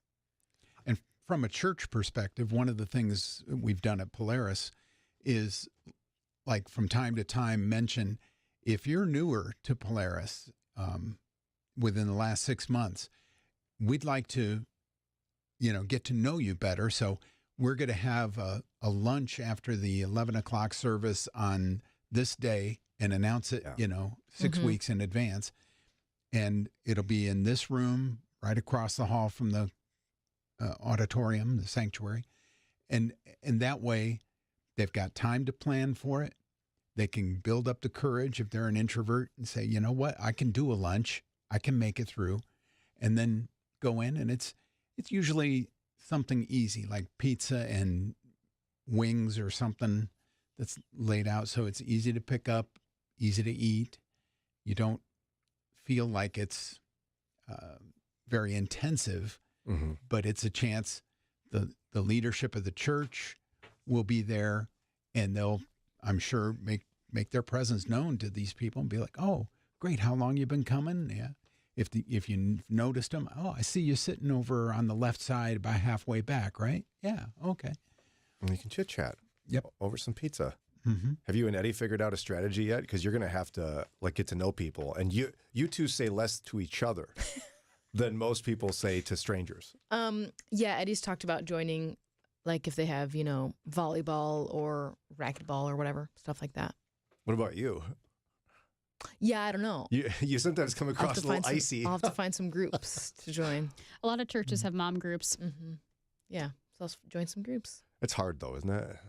It is hard. It'd be easier if we all had the experience Daria did, where an extrovert just adopts us against our will. Maybe someone will. Well, I mean, I got adopted because I was vulnerable, and that was really hard for me. So you're saying it is a two-way street? Yeah. Trying to get out of Give it. Daria her credit. Well, I admire Daria. That was a good way to do it, and it's obviously a healthy church culture in the one you're going to. If that's what happened, so there you have it. Introverts adopt. I mean, no, I don't need more introverts. Extroverts adopt me. Yeah, like if you see someone in church who's pretty quiet and looks like they don't want you to talk to them, that's an introvert. It could be Lauren. I just kind of keep my head down during the let's all greet each other. I don't like that. Yeah, that's uncomfortable. You know what Sarah's discovered too is a lot of people who come across as unfriendly are actually maybe a little anxious. I get really overwhelmed when there's all these people turning to me. It's not that I don't want to talk to you. It's just it's a lot. Yeah, we used to call it the 5-minute party where you turn and greet your neighbor. No, I did not like that. No. 5 minutes is too long. Let's be honest, 10 seconds is too long. Yeah. Sometimes I gotta go to the bathroom here. Let's get out of here. I say hi to my children. I have a lot of them, so if I go real slow. Babylon Bee once did an article where they had these like medical bracelets for introverts. It said like "Do not greet for church," and I said I need one of those. That's great. I went to a church one time that you sign a guest book when you come in if you're new. Oh. And then they took the guest book Oh no! during the service and had each person stand that signed their name on it. I'd walk out. No, I wouldn't stand. I wouldn't. Sarah wouldn't. One I time would that not happened to her, stand. she's like, "No, No. I'm not standing." I don't need people looking at me I was waving. I was like, "Hey, everybody, how are you?" like a politician. 8:33. We got to get to a quick break, and we come back. We're going to meet a guy who is in the midst of planting a church here in Northeast Ohio, and he's a Moody grad. Woohoo! Hey. We'll talk with Pastor Bryan Nass here in just a couple minutes. There's something about a powerful quote or poem that can reframe our thinking. If I could do it all over again, Christian leaders share the most important lessons of their lives. Imagine being a carefree teenager full of life and energy. You wake up one morning with big plans to go swimming, but before the day is out, you discover you'll spend the rest of your life in a wheelchair. That's Johnny Tada's story.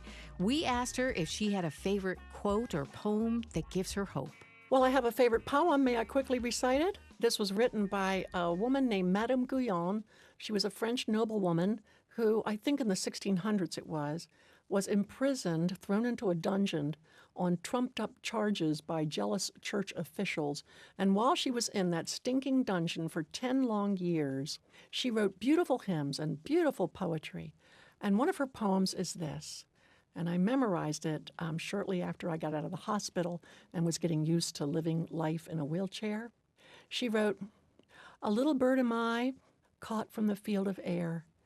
And in my cage I sit and sing to the one who placed me there. Well pleased a prisoner to be, because, my God, it pleases thee. Not have I else to do, I just sit and sing the whole day long. But he whom I most love to please, he listens to my song. He caught, he bound my wandering wing, but still he bends to hear me sing.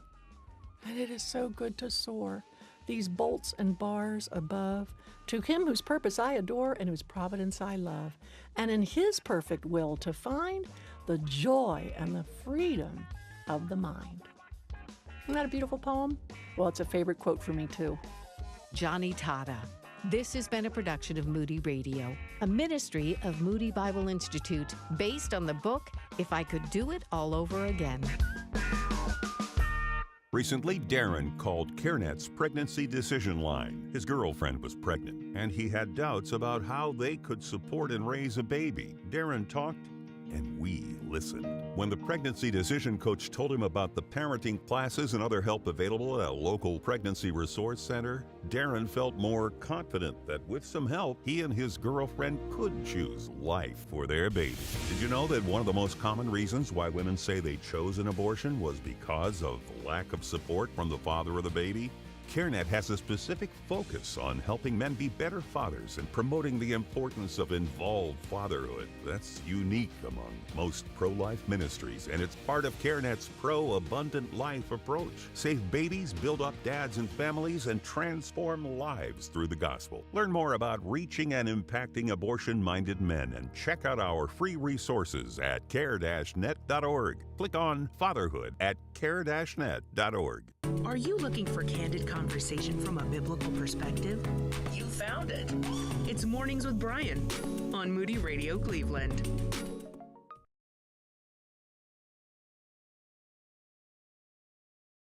Now, I don't know about you, but the constant anger and division in society gives me a headache. Isn't it possible to disagree without hating each other and canceling somebody? To extend grace when somebody makes a mistake? We believe it is. It's truly possible to have crucial conversations from society and walk away encouraged. Give us a try, and you'll see. Join us for Mornings with Bryan, weekdays starting at 6 a.m. on 103.3 FM.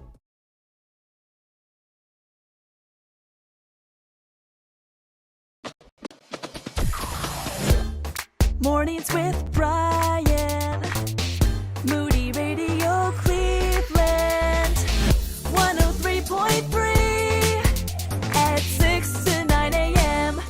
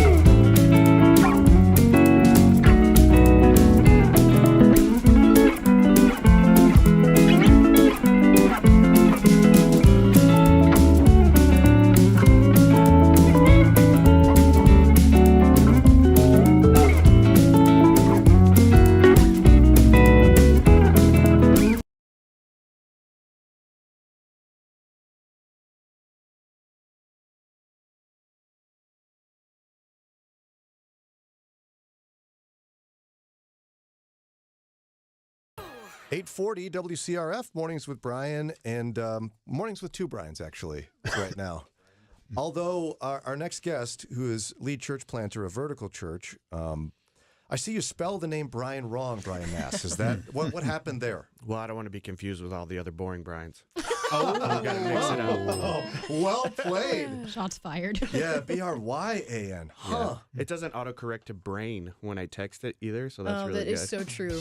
Oh, yeah, well, is mine a coincidence, though? I type brain so much of my life. It's really unfortunate. One time, Janet Parshall emailed me, and it, hey, brain. Dear Brain. And I was like, maybe she just thinks you're really smart. She meant it. I know. Yeah. I never really know for sure, so I just kind of lean on the brain part. There you go. It'll work. Is that what you meant, Lauren? No.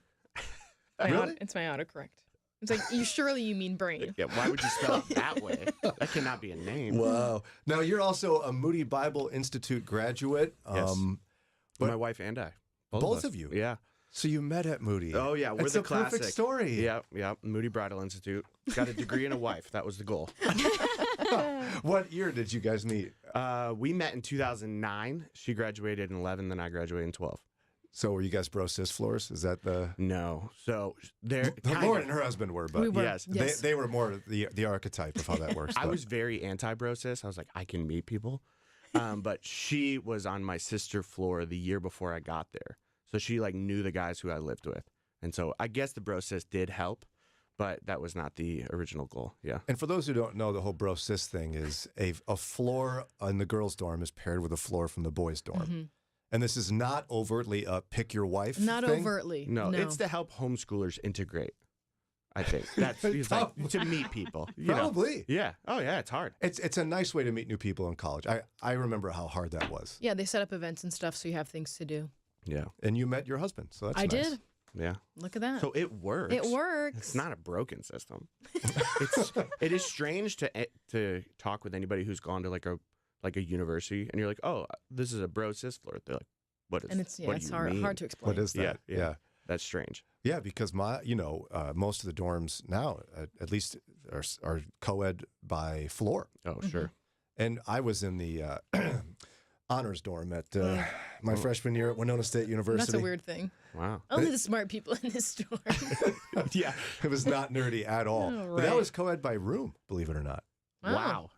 They weren't worried about the nerds, I think is what it was. They'll But be fine. I moved out of there after the first year. It was That'd be crazy. it was the regular people, But now you're originally from Northeast Ohio, and what community are you from in Northeast Ohio again? We're West Siders, so I grew up, graduated from North Ridgeville High School, and so we're in North Ridgeville. We live in Elyria now, though. Now, what does the call look like to become a church planter? Because if you're going to pick the hardest thing to do in Christian ministry, I think it would probably be that. Forget missionary. Yeah. Planting a church is, I bet, the hardest thing to do. Well, it feels like it a lot of days. It's absolutely terrifying call. I feel absolutely called to pastoral ministry. God put a call in my life late in high school and then went off to Moody to get trained to be a youth pastor. And I thought youth ministry was going to be the thing forever. And then shortly after COVID, the church I was in, I was really struggling with discipleship of young kids and then discipleship of parents. And I'm in the middle trying to disciple these teenagers. And so I was sharing with another pastor. I'm like, man, I'm really struggling in this window here of parents aren't wanting this and kids aren't wanting this. And how do I? And he's like, oh, you're thinking like a church planter. And I was like, oh, absolutely not. That's a terrible idea. I'll never do that. And then for weeks, I couldn't shake it. It's all I could think about. And so Why did he say that? What is it about that feeling of being stuck between generations that means you're a church planter? Well, it was just this, you have a view outside of your normal narrow area of ministry. You want to disciple adults, and then you also want to disciple kids, and you want to be a part of your last conversation, greeting people at the door. How do we do all these things well, and how do we get them to work together? And the situation I was in, I was the youth pastor. There's somebody else for that job, and there's somebody else for that job. In a church plant world, you get to do it all because you're the only one. And so he was like, your attitude, your leadership is growing, and those are the areas that God's really gifted you. And he's like, you might want to think about church planting. And I had been a part of a church plant twice, and I was like, there's no way I want to do that. Yeah, thanks a lot, buddy. Yeah, and I shared it with my wife, and we had a good laugh. One of those like cackles, like there's no way. And then a couple weeks later, we sat down, and I was like, I think we might need to do this. And she's like, oh, no, I've been thinking the same thing. God's been working in my heart the last few weeks and months. And so we started getting trained, and we went into it. And so here we are 2.5 years later. I think it's amazing how the Lord does that in a married couple's life, where he moves their hearts together. And that's one of the ways when I got a call to leave the Minneapolis area to move to Chicago to work for Moody, my wife's first response was, if we weren't Christians, you'd be going by yourself. Because she's like, she didn't want to go. Yeah. Our whole family was there. Yeah. I didn't really want to go. In fact, I remember when one of the interview questions was, why do you want to move to Chicago with your young family? I was like, I don't. Mm-hmm. It's probably not the right answer to the question. Yeah. I really don't. I told the guy named Bruce Everhart, I'd only come here if the Lord calls me to do it, because I don't want to leave. And it's just, God moved both of our hearts to kind of begrudgingly go, okay, fine, we'll do this. Yeah. I had a conversation with a lady at a meeting a couple weeks ago, and she came to one of our church plant meetings, and we were praying, and you could see the Spirit was moving. And so I was talking to her. She's like, I don't want to be here. I love my church where I'm at. And she's like, but you made a comment. I was preaching at her church, and I had made a comment that I'm looking for, like, we've got a lot of young families, and, I'm 35, I've got young kids. And I said, I need some veterans. I need some people who've walked with Jesus for a long period of time. Yeah. I want a multi-generational church. And she's like, I felt the Lord was telling me you were talking to me. And she's like, but I don't want to be here and I'm not ready for this yet. And I was like, I get it. I didn't want a church plant either. And here I am. So I was like, I'm going to allow the Holy Spirit to lead there and we'll keep talking and you keep praying. We'll see where this goes. Wow. But yeah. Before we take a break, you said you're 35. How old do you think I am? Be quiet, Lauren. Shh. Oh, this is a trap. I feel No, like it's not a trap. It is a trap. It's not a trap. Black Take a guess. mark. Wild guess. 48. Wow, I'm offended, actually. Lauren. You're supposed to go low, man. Oh, my bad. 37. No, I'm 45. You already blew it. Oh, man. 8:47, time for a quick break. Pastor Bryan Nass with us. We're going to come back in just a minute and talk a little bit more about his church plant, specifically for those of you who may even feel that tug from the Lord. We'll tell you where they are and everything and more of the journey here in just a couple minutes. They say you can't take it with you, and that's mostly true, but there are some things from this life that do carry into eternity. Every act of kindness and generosity, every big and little thing that you do for Jesus, how God uses you to share the good news of Jesus Christ with those who have never heard. There are 3.2 billion people around the world with little or no access to the gospel.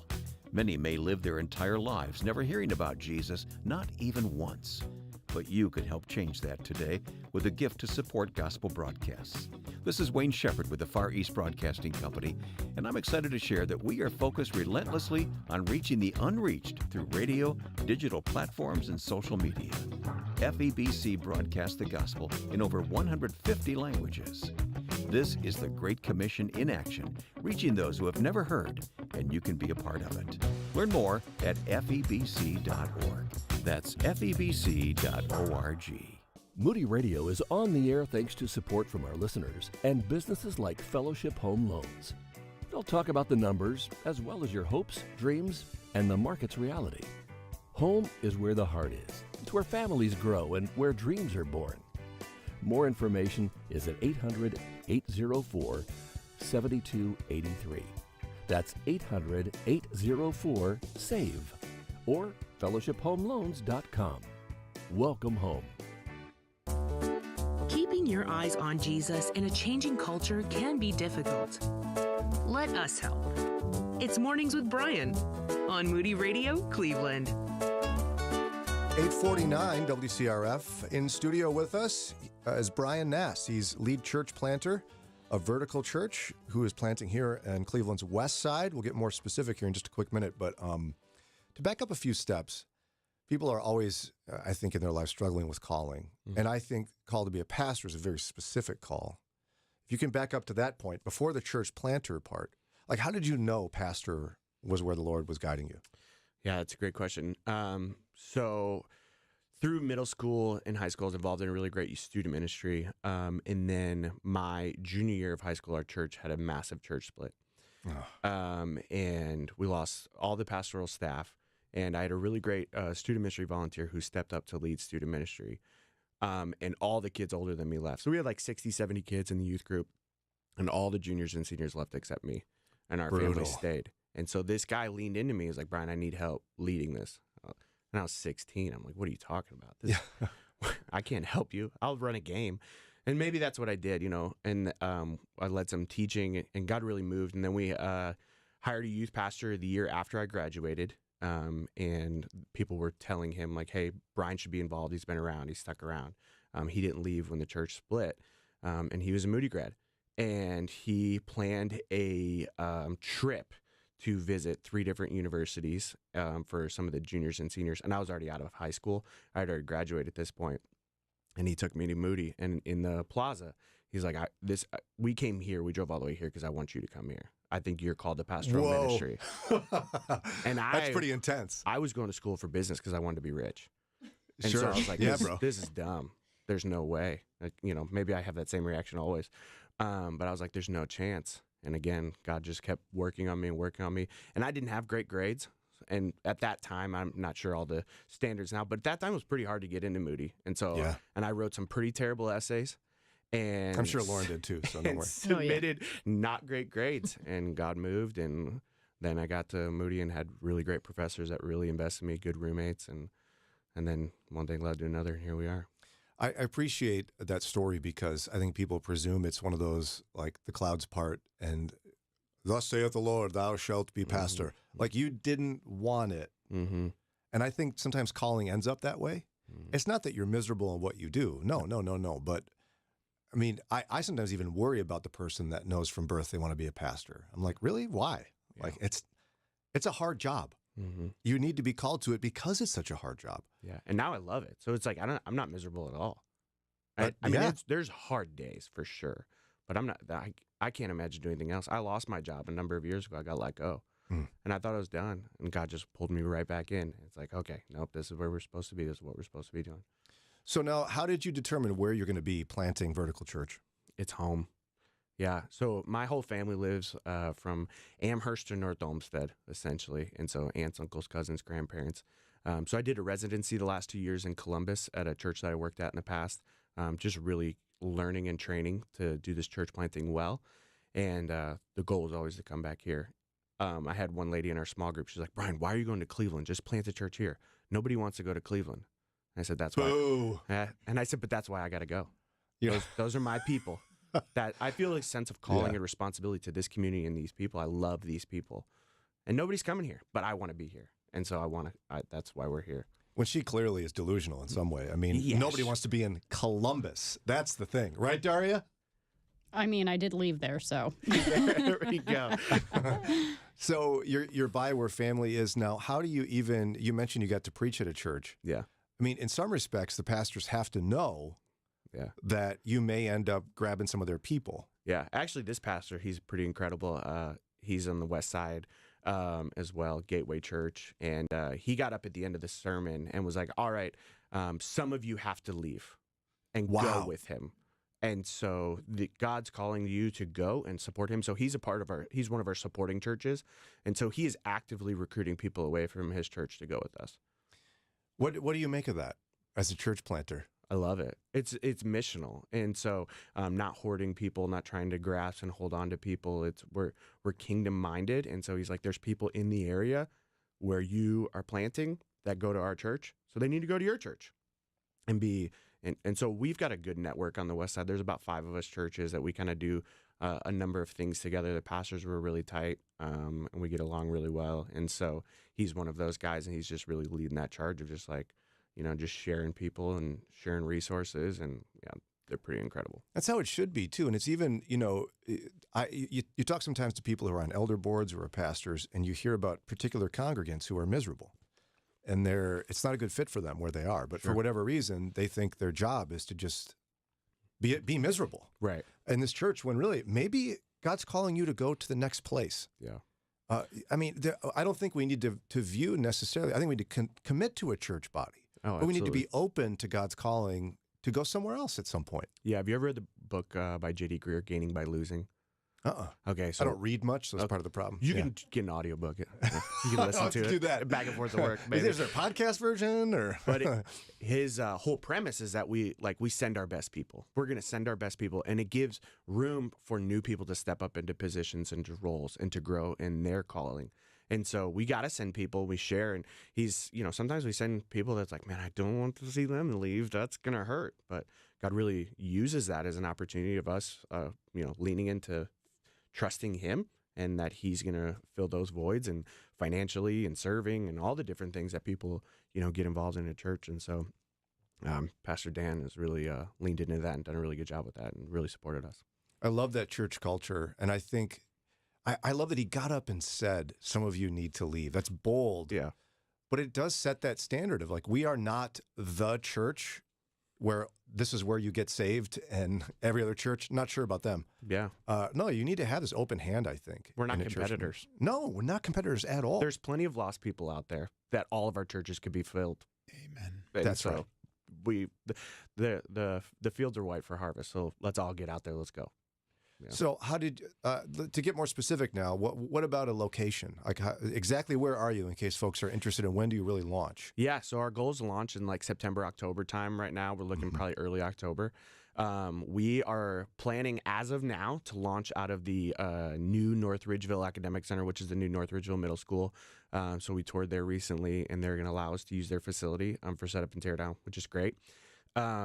unless the Lord blesses us with like a permanent home or facility before then. And so we're looking into different places, but that's going to be the target for now. And so if you live in North Ridgeville, Elyria, Grafton, Avon, that whole west side crew, will be within a 15-minute drive for you.